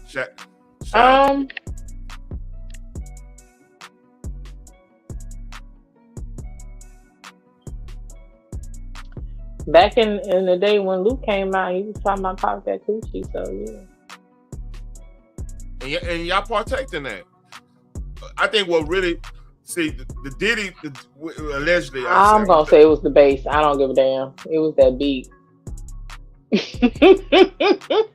How it sounded thumping through them speakers, yeah, that I ain't give a damn what the hell he was talking about. Yeah, Russell, that was some devil shit for real, because gluttony, you know, that whole that sin, that's what that's the vibe I get from that, because how are you that rich and just not taking care of yourself, man? That's just weird to me. Like, you got nothing but to me, if you take care of yourself and you that powerful, that actually enhance your power enhance your power in a lot of ways. Don't you agree? Yeah. So him over like not caring about that shit is just weird. Let's get back to the subject, man. We need to do an entertainment show for real, because I could go deep in this. Like, I do an entertainment show, but like not that part, you know. Yeah. I mean, these people are making just about more money than NBA athletes. And we don't even know if they're paying taxes, but we don't know where this money is going. Is it going to terrorism? Where is it going? But it's theft, it's fraud. And the reason I'm involved is I want it to stop. I care about Minnesota. I'm doing this for the people of Minnesota. I don't make a dime of all this time I've spent on this. I put my life at risk several times, but I'm determined to see this through and to correct what is wrong. I agree with that, Russell. I agree with that. In Hollywood in general, man, it's just a lot like, yeah. And so was Elvis. Here at Future Leaders Early Learning Center, this building received over $3 million. Hello, how are you? I would like to see if I could bring little Joey, my son, little Joey here. Is there paperwork, or can I check out the daycare? No. Why can't I check out the daycare? It's not here. Okay, but if can I get paperwork or anything to submit my son, little Joey, to come in here to daycare? We'd really like to put Joey in this daycare. We've heard great things. No, I would like your business card, actually. You talk to your manager. Okay, can I speak with somebody? Where are the children at? Are the children here today? No. No children. They don't even hear nothing. Why are there no children? They're two up next to me.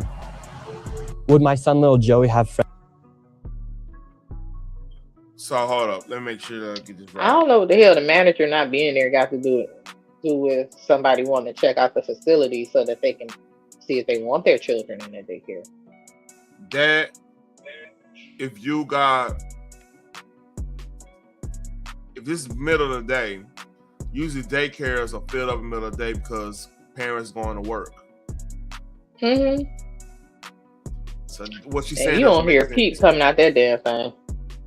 Like my daughter's daycare shit, this is live, you know what I mean? And then on top of that, like they got if that was a legit like daycare, they got virtual tours too. Like if they don't want you don't want a random dude doing the kids coming in there, you know, do a whole tour like that. They have a virtual tour type situation. I know that for a fact too. You know, usually if you're going to go tour daycare, you probably gonna have your kid there too to like get them used to the vibes and everything, right? That's usually the play.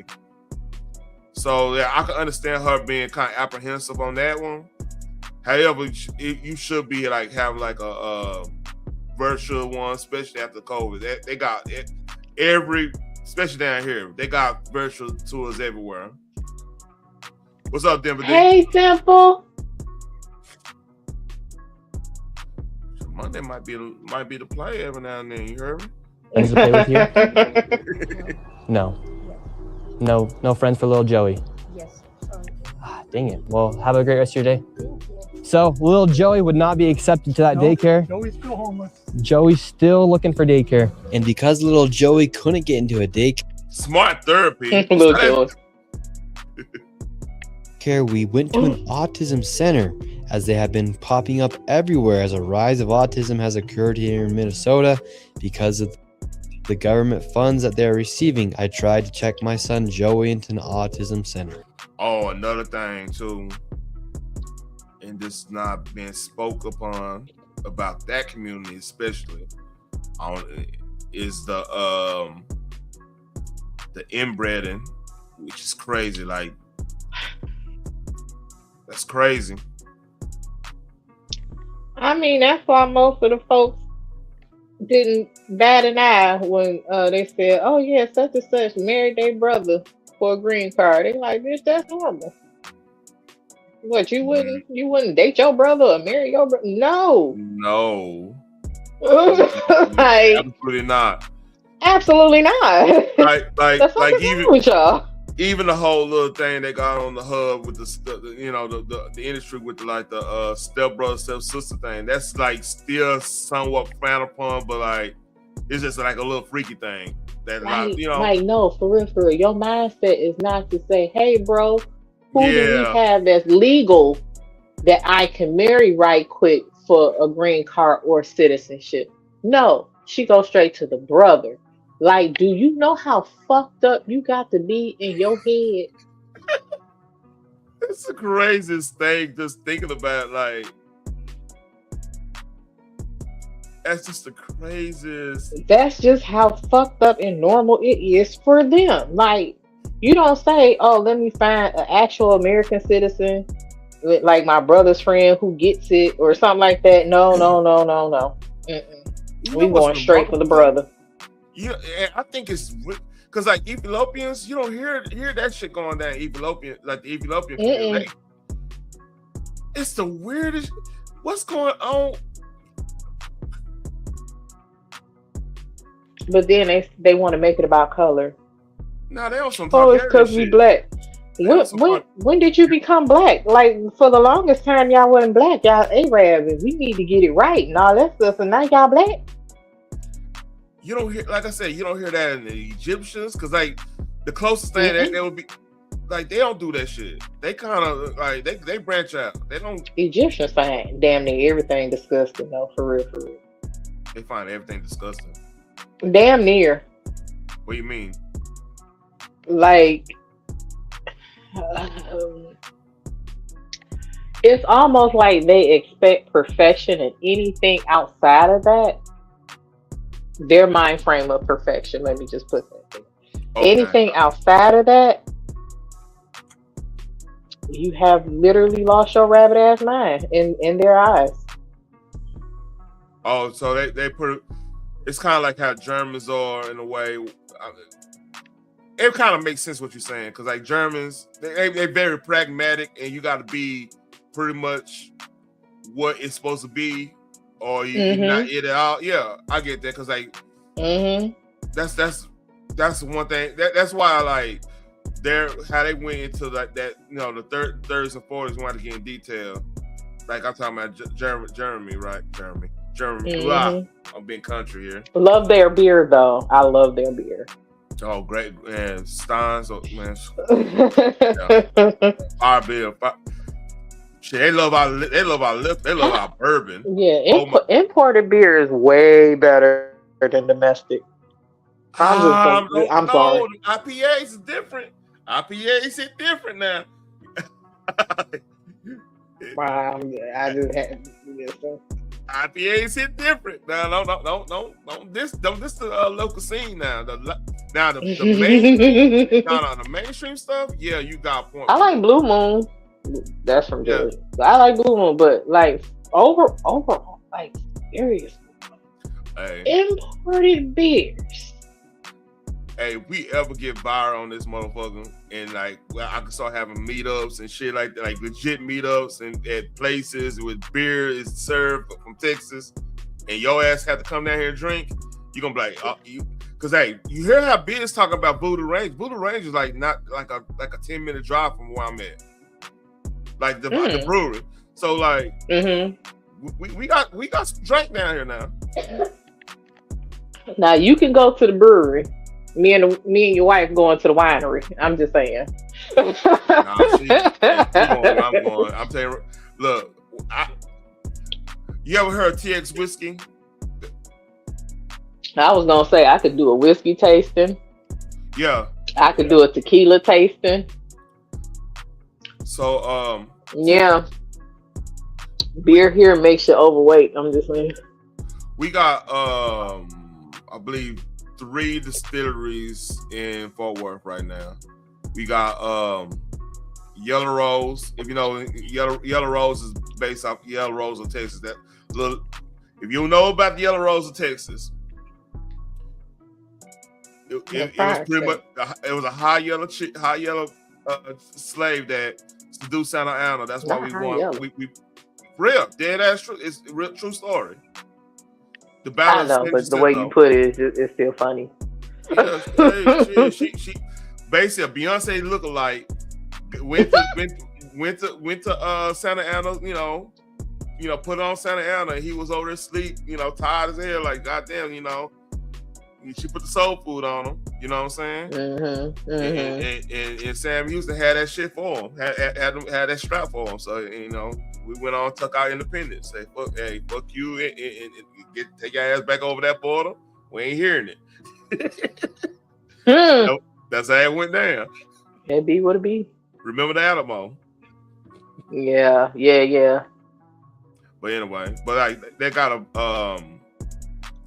a whiskey name after Yellow Rose of Texas, like Yellow Rose Whiskey Distillery or whatever. Then we got TX whiskey. TX whiskey. See, the funny thing about TX whiskey, I'm going off subject here because this story is pissing me off. I'm done.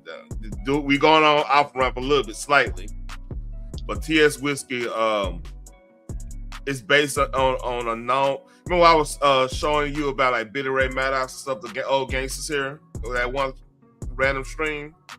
Were you there? Mm-mm. So it's based on a infamous golf course in Fort Worth, Glen Garden Golf Course, right? They changed that to distillery.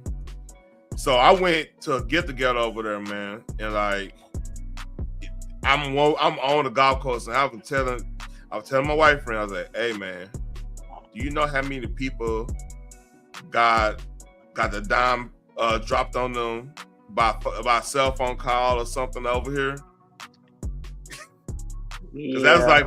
That was where all the old school gangsters used to go. You know how you used to have the old school gangsters, the ones that were wearing the hats and shit, suits and hats and shit. Uptown Saturday night motherfuckers, man. I miss that type of shit back in the day. Yeah. That's where they used to conduct business at. And that's why I was like, man, y'all don't know. Like, a lot of people got sent for and talked to over here, if you know what I'm saying. Yeah. So that's another TX whiskey, very good. I did that. It's very good whiskey, but I would love to do a fucking meet up there. Anyway, back to Somali and shit. We've been going to a lot of these daycare centers. We're trying to find a spot for our little boy Joey. Same, man. But hold up. That like a trap, man. You see how he looking? Hell no. Hold up, man. Hold up. You know he trapping for real. would not be accepted to that daycare. Joey's still homeless. Joey's still looking for daycare. And because little Joey couldn't get into a daycare, we went to an autism center, as they have been popping up everywhere as a rise of autism has occurred here in Minnesota because of the government funds that they're receiving. I tried to check my son Joey into an autism center. We've been going to a lot of these daycare centers. We're trying to find a spot for our little boy Joey, but we thought maybe. You said a weed out that bitch. Right. Allegedly, I think I snapped. Because he looking like, who sent you? Who sent you, nigga? Hey, hold up, man. Hey, you like the police, man. We gotta get them out. I know what that sign say, but shit. Hey, look, I don't know. We ain't open for business right now, man. You tripping. It's crazy. You could check him in the autism center? Because none of the daycare centers are open. Yeah, and how many kids do you guys have at this autism center?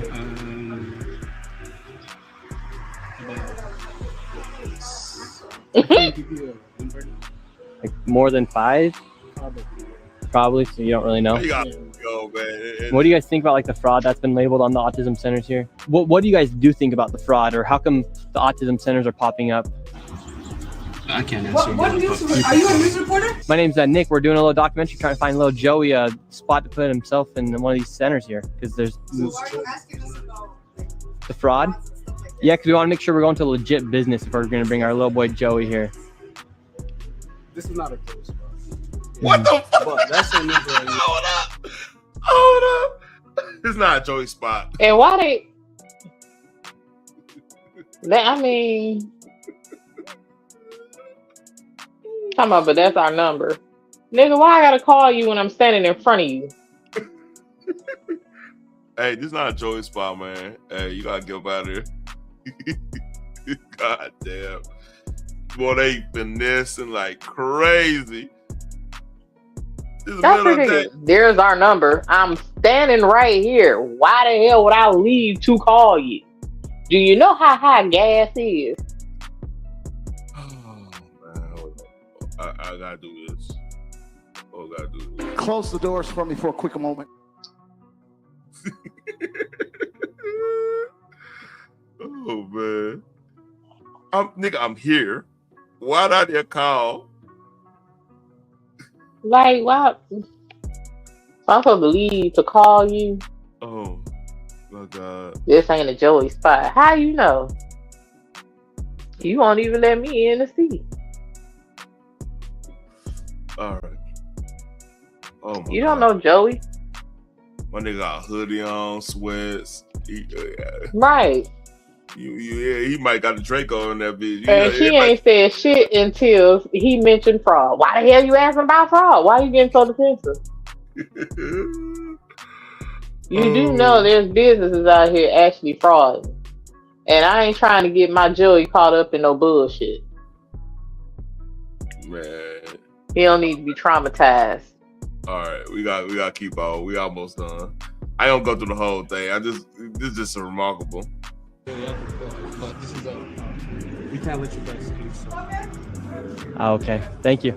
So once again, little Joey, he can't even go to daycare, and now they won't even accept him if he has autism. And again, no kids. Couldn't tell you how many kids they serve. After being able to provide no evidence of them actually being an autism center and a place where a child could go, they shut the door and we headed to the next fraudulent daycare center that was just around the corner. We're on to the next location. We're still trying to find little Joey a place to go to get some day. All right. How many? Let me look at the population of Minneapolis. Let me look at this.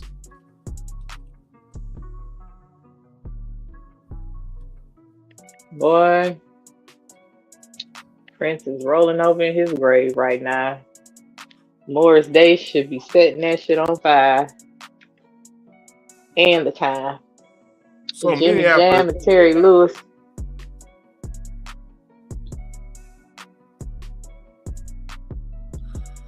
So Minneapolis got not even 500,000 people.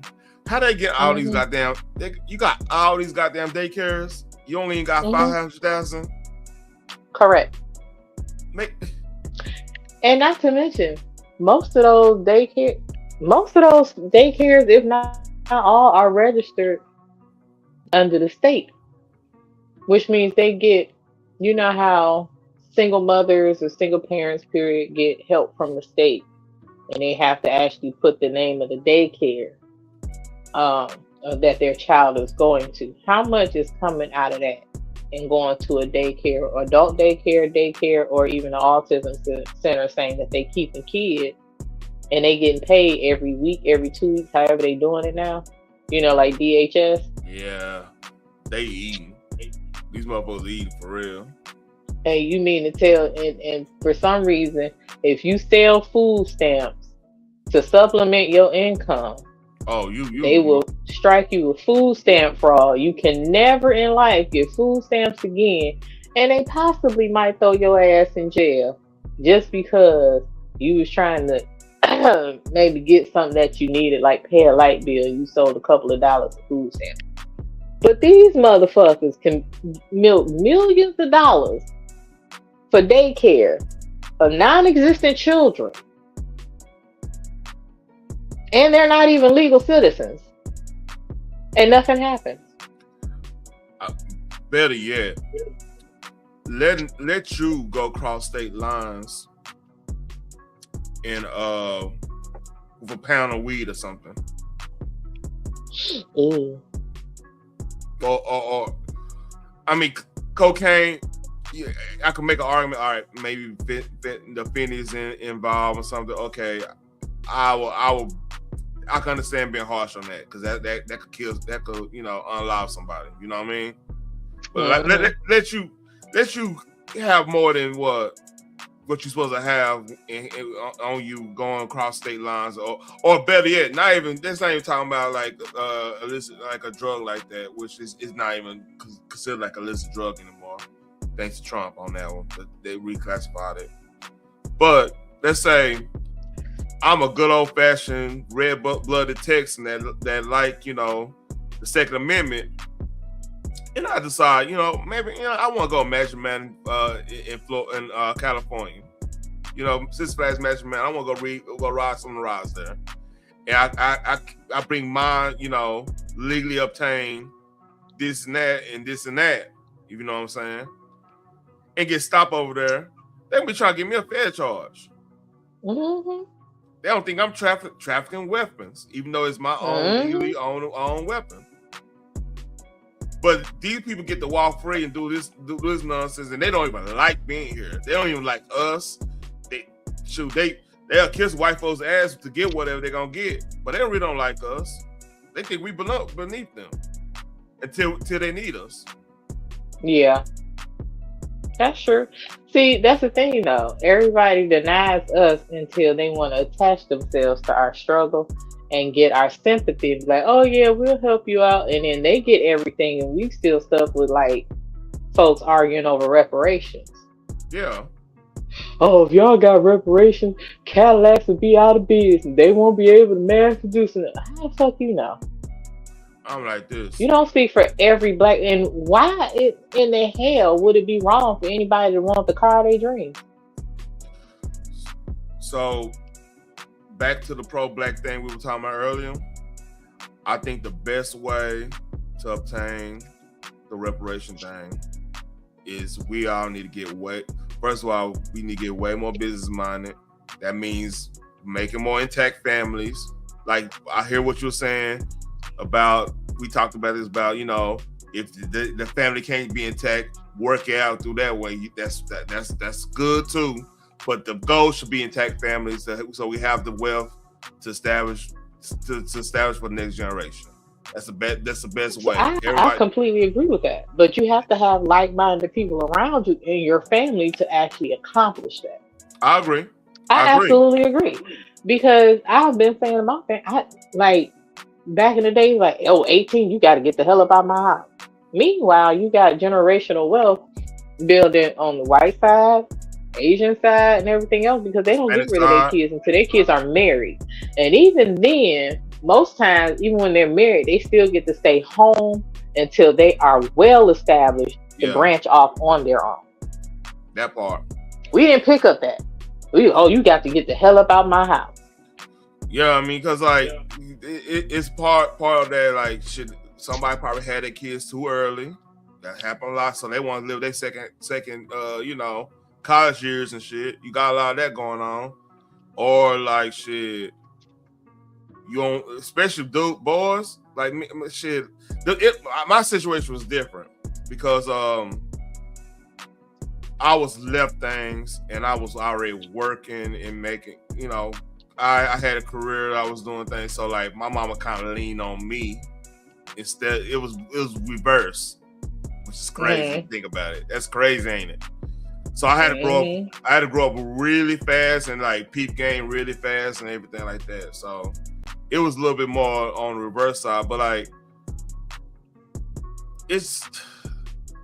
our mindset just have to change. Like the wedlock thing. Having kids out of wedlock that gotta be the outlier. We gotta get it so it's the outlier, and then well, like some people be saying, bring back shame. Do you know they monetize that single motherhood shit, like 16 and pregnant? I know. MTV did that. And the thing they were encouraging women to have babies and the fathers to leave. I know. But that, like I said, that highlighting the toxicity of it all. That goes to what I was saying on KB's panel a while back when we were talking about Nicki Minaj and stuff, like love and hate it, like a lot of stuff, like I said, You Dance Salute. That was a group of black folks, and I don't know what old dude was. Was he Hawaiian or whatever? I don't know what he officially was. You know what I'm talking about, the Asian cat.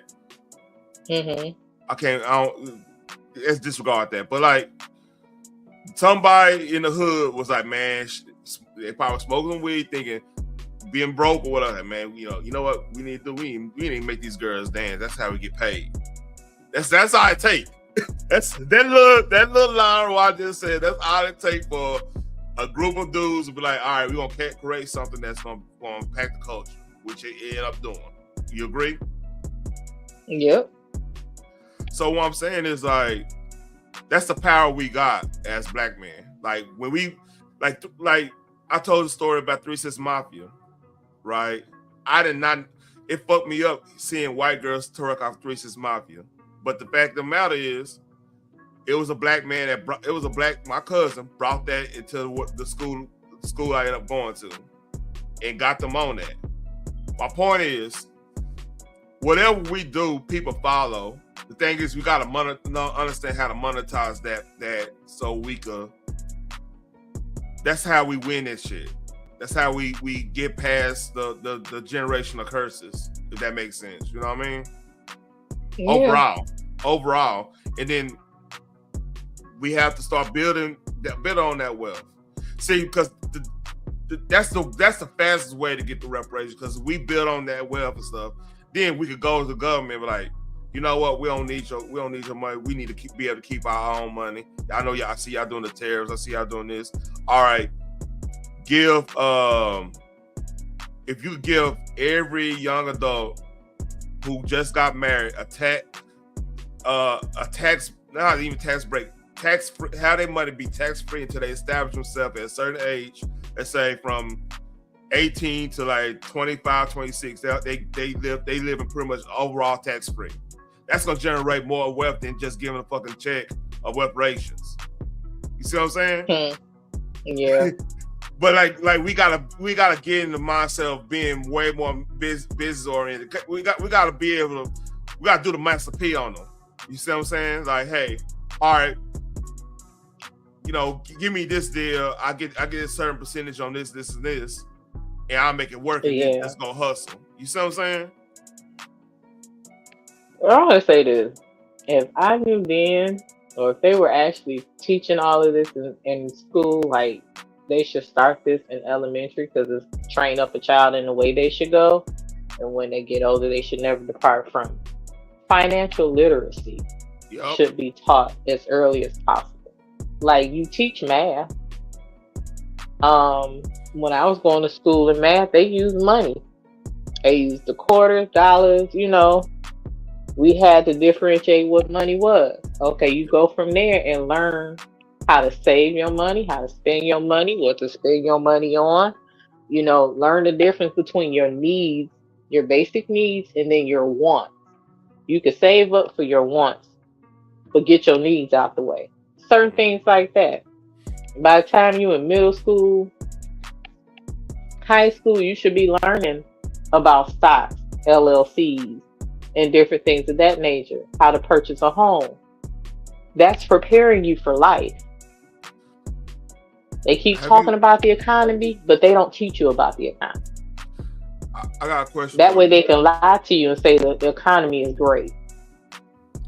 I got a question for you. Are you aware how Japanese teach their kids?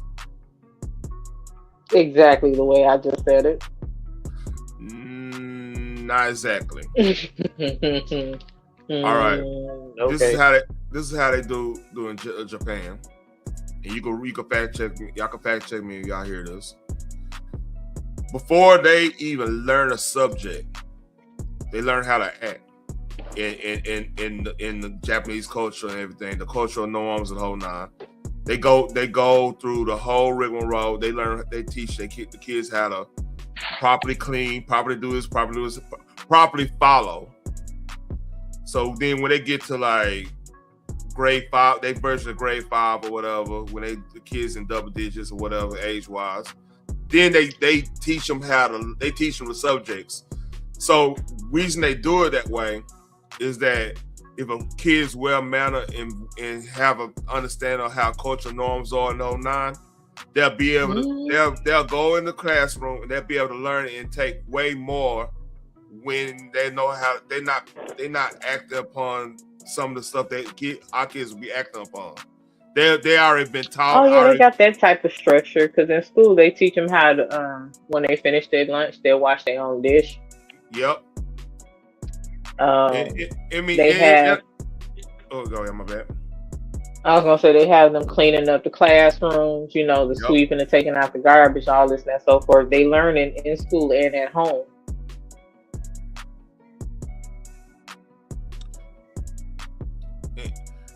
And like one of the biggest issues we have in our culture, right? Our public schools is the fact they're public. And let me explain that. When you have public schools, you got public funding. You gotta kind of cater to the least common denominator. You know, that's just the way it works. Like, so it doesn't necessarily promote the best of brightest. You gotta probably go through, but you get what I'm saying. Like, they have to factor in. All right, we're gonna have somebody that's gonna come from the worst part of society in our classroom, so we got to be able to work with them too, instead of like building everybody up to a higher standard. That makes sense? Now you got me on mute. Yeah, I'm sorry, I went on mute. So I think what be the best way in education, man, like if we went more market based and then you get, if you're gonna do anything with the government, some of that's the property taxes we paying and everything like that or whatever, you put that in like a savings account, like a flex spend, but with tax money to go and all right, you're gonna buy your kids' education, because like I think like per student in some districts like $38,000 per student, you know, for education or something like that. You give that in a way that your kid, you cannot spend on bullshit. You gotta spend on their education and everything like that. You'll have a way better system and way better way to cater to the student, because then you got a market base that they gotta fight and claw to have your student, so they can't bullshit around and fake the funk. But look, I don't know what I'm talking about, y'all. So this is all allegedly. Yeah, it's allegedly. Mel Doug gonna get on my ass like, you don't know what you're talking about. Yeah, I don't know what I'm talking about. You right. You were exactly right. I don't. Selena gonna get on my ass too. Like, nah, what you talking about? Selena probably agree with me. All right. We're going to do a little bit of this. I got to show one thing. I could show the aftermath. I might have to hold this back. Yeah, because that's still going on. And it's a lot more coming out. Yeah. I'm going to show one thing real quick. I'm probably going to put a pin on this. But AI is getting crazy. This is AI. I can believe it. Capable of today. You can be anybody you want. You can change your clothes. You can change your face. You can change your voice. Whatever you want to do, you can do that. I think this is pretty cool. I think the future of acting will just be acting. No more makeup, no more sets. Who can act the best and let technology do the rest? The future will be a lot more weird than you think. This is what we're capable of today. That's scary. I'm not gonna lie to you. That's fucking insane. The fact that they're trying to get rid of humans is amazing because humans are actually agreeing with it without knowing, or they know, they can see it coming. Like, folks talking about the people that works in a fast food restaurant. Oh yeah, robots can do y'all jobs way better because y'all can't even get my fries and this and that, so forth, right? Okay, but how about those that need to support their family though? Well, those jobs are for high school kids anyway. Really? Yep. Okay, explain to me who the hell getting up at 6 a.m. to run a shift and they got to go to high school at the same damn time. Or when they close at 2 and 3 a.m. and still got to go to school the next day. Who doing that? Yeah, ideally. What high school kid is doing that? Ideally, you would want early to middle college age students for them type of shifts, in the high school in the afternoon thing. That's typically what you will kind of want. I do think it's a problem if like somebody past that age working out, as they already got their retirement, something like that. They just need something to do to keep the blood flowing, so to speak. I hope I don't sound insensitive saying that, because like I do think that's a good starting place for somebody just getting in the workforce. I do believe that. Because like you dealing with a lot of things dynamically and stuff like that. I don't disagree with that. That is a good place for a high school kid to start with, but it's not a job set up just for kids in high school. I don't want a high school student managing McDonald's. Like, I just don't. No. I don't believe that they should wake up and the first thing they do. Now, back in the day, they did used to deliver papers, but running a shift at McDonald's or Wendy's or something like that, that is not something they should do. Yeah, because my person believe like running the shift.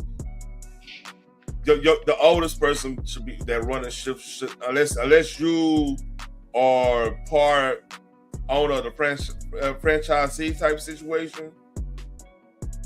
I think they should be more of a cutoff to like 27, 28, 29, because the thing is I kind of want to keep. If I'm running a fast food thing, I know this probably sound unrealistic in some cases, because like you got the country situation. You're not gonna have enough people of that age group to do that. I get that. Don't get me wrong. This is case by case. This is one of ideal situations. I would want the management to be probably. I would want that to be kind of like you doing a business apprenticeship, but get paid. That'd be something good. That'd be a good place for a manager to be, because like they trying to learn. They're gonna be eager and trying to learn how to manage something, because it's part of they fucking degree or whatever, the MBA or whatever. That makes sense. Yeah. But that's the thing is, back in the day, they used to actually do college reimbursement. Some of them would encourage or even have away for if they decided to go into the armed services. They had recruiters there, you know, to talk to them about what their experience might be like there. But they cut out all those programs, and they even had health insurance. You know what I'm saying? Like, you wouldn't even have to be on your parents' health insurance. They can get their own. Oh, yeah, I ain't gonna lie to you about that. Listen, a lot of shit got fucked up, but they took all that stuff out just so they can get their shareholders more of a piece of pie and do less for the actual employees that are actually running the businesses. And the thing is, you complaining about a motherfucker forgetting your fries, while on their mind it's like, who gonna watch my kids while I'm on shift? I wonder what they doing. How am I gonna pay rent? Because they not paying me enough. Like, the cost of living and what they paying me is peanuts.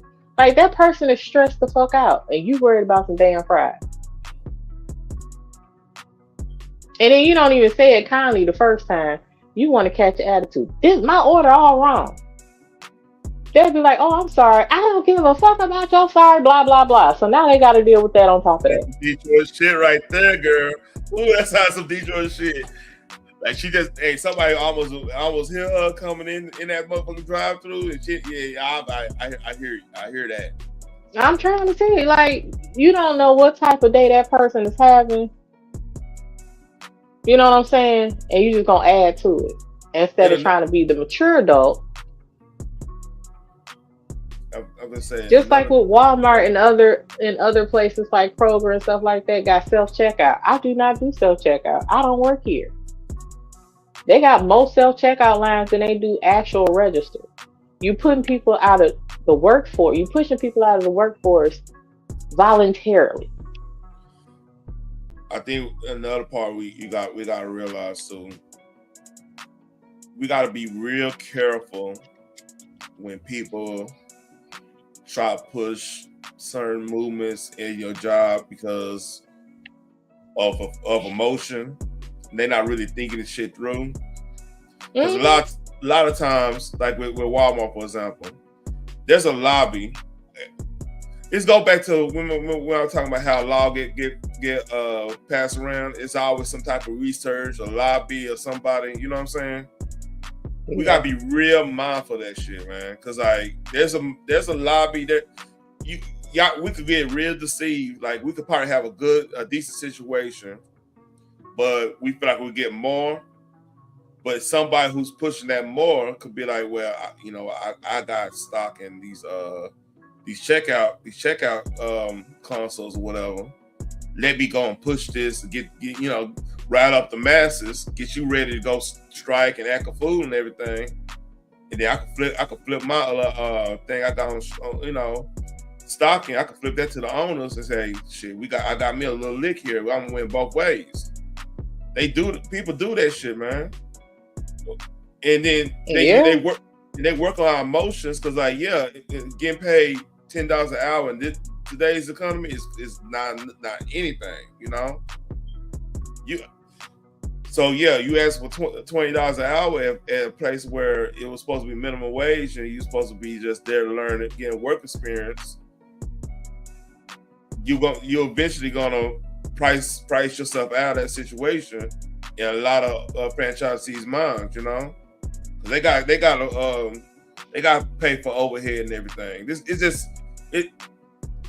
Somebody's manipulating us in this type of shit. That's basically what I'm getting at. This is true.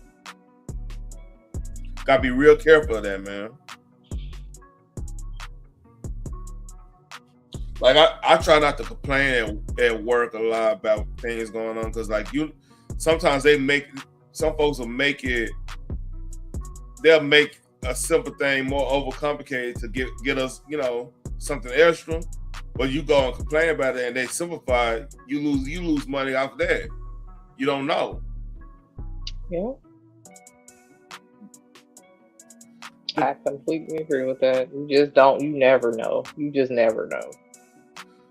So this goes back to my pro-black message on this shit. Overall, I was like, we shouldn't be so hung up on what job we are and everything. We should be, whatever job you're at, you should be using that to fund whatever passion you got that you're trying to monetize. That's just because that's the only way you stay a slave in something is if you think you need it.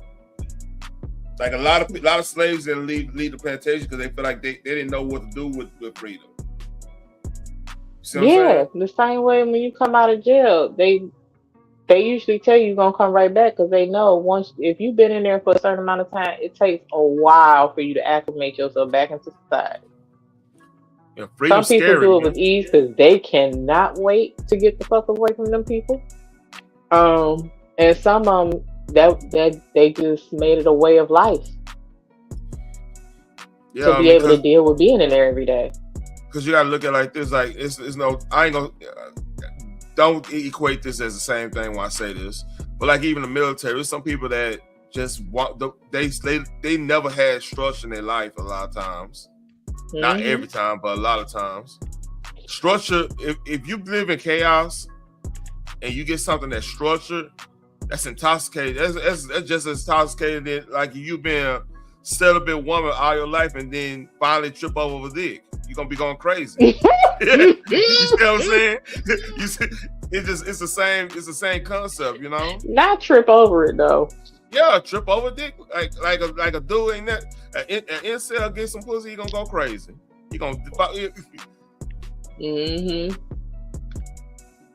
I ain't know it could be like this, but yeah. Yeah, I know, especially when the reactions different. Like, hold up. So I've been Jake Steed all this damn time. I've been Mr. Marcus all this time and then no. What? It fuck your head. Next thing you know, you wanna see if the cousin think this way. Like, you know, a homegirl think this way. That's when you go down that road and you know you gonna think you all too mad like Alexander O'Neal. That's funny.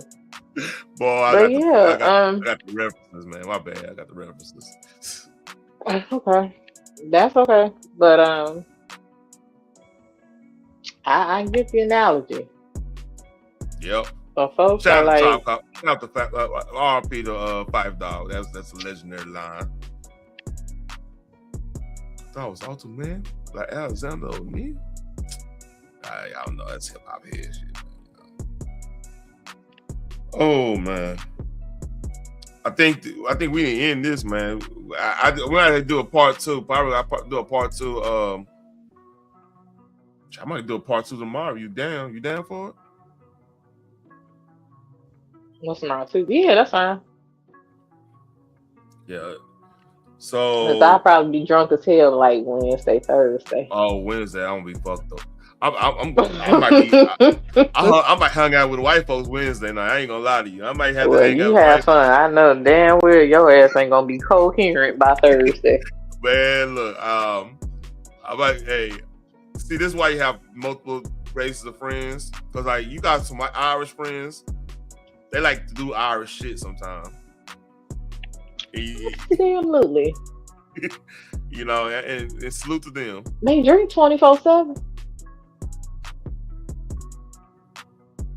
So yeah, I'm about to I'm gonna send you this what you call it, so we can pinpoint where we stopped at over here. All right, bam. All right, got that right there. There we go. So any last words before I go up out here? No, I hope everybody had fun. I got it. Oh, yeah. We kind of all over the place, but yeah, the Somali stuff, like the fraud shit, even though a lot of Americans participate in fraud, but at least they pay into the system for the most part. Most of them, not everybody, but most of them.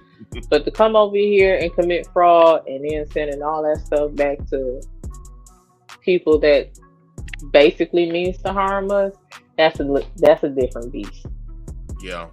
I'm just saying, like we're funding our own terrorists to be blunt with it. Yeah, that's a whole different damn beast.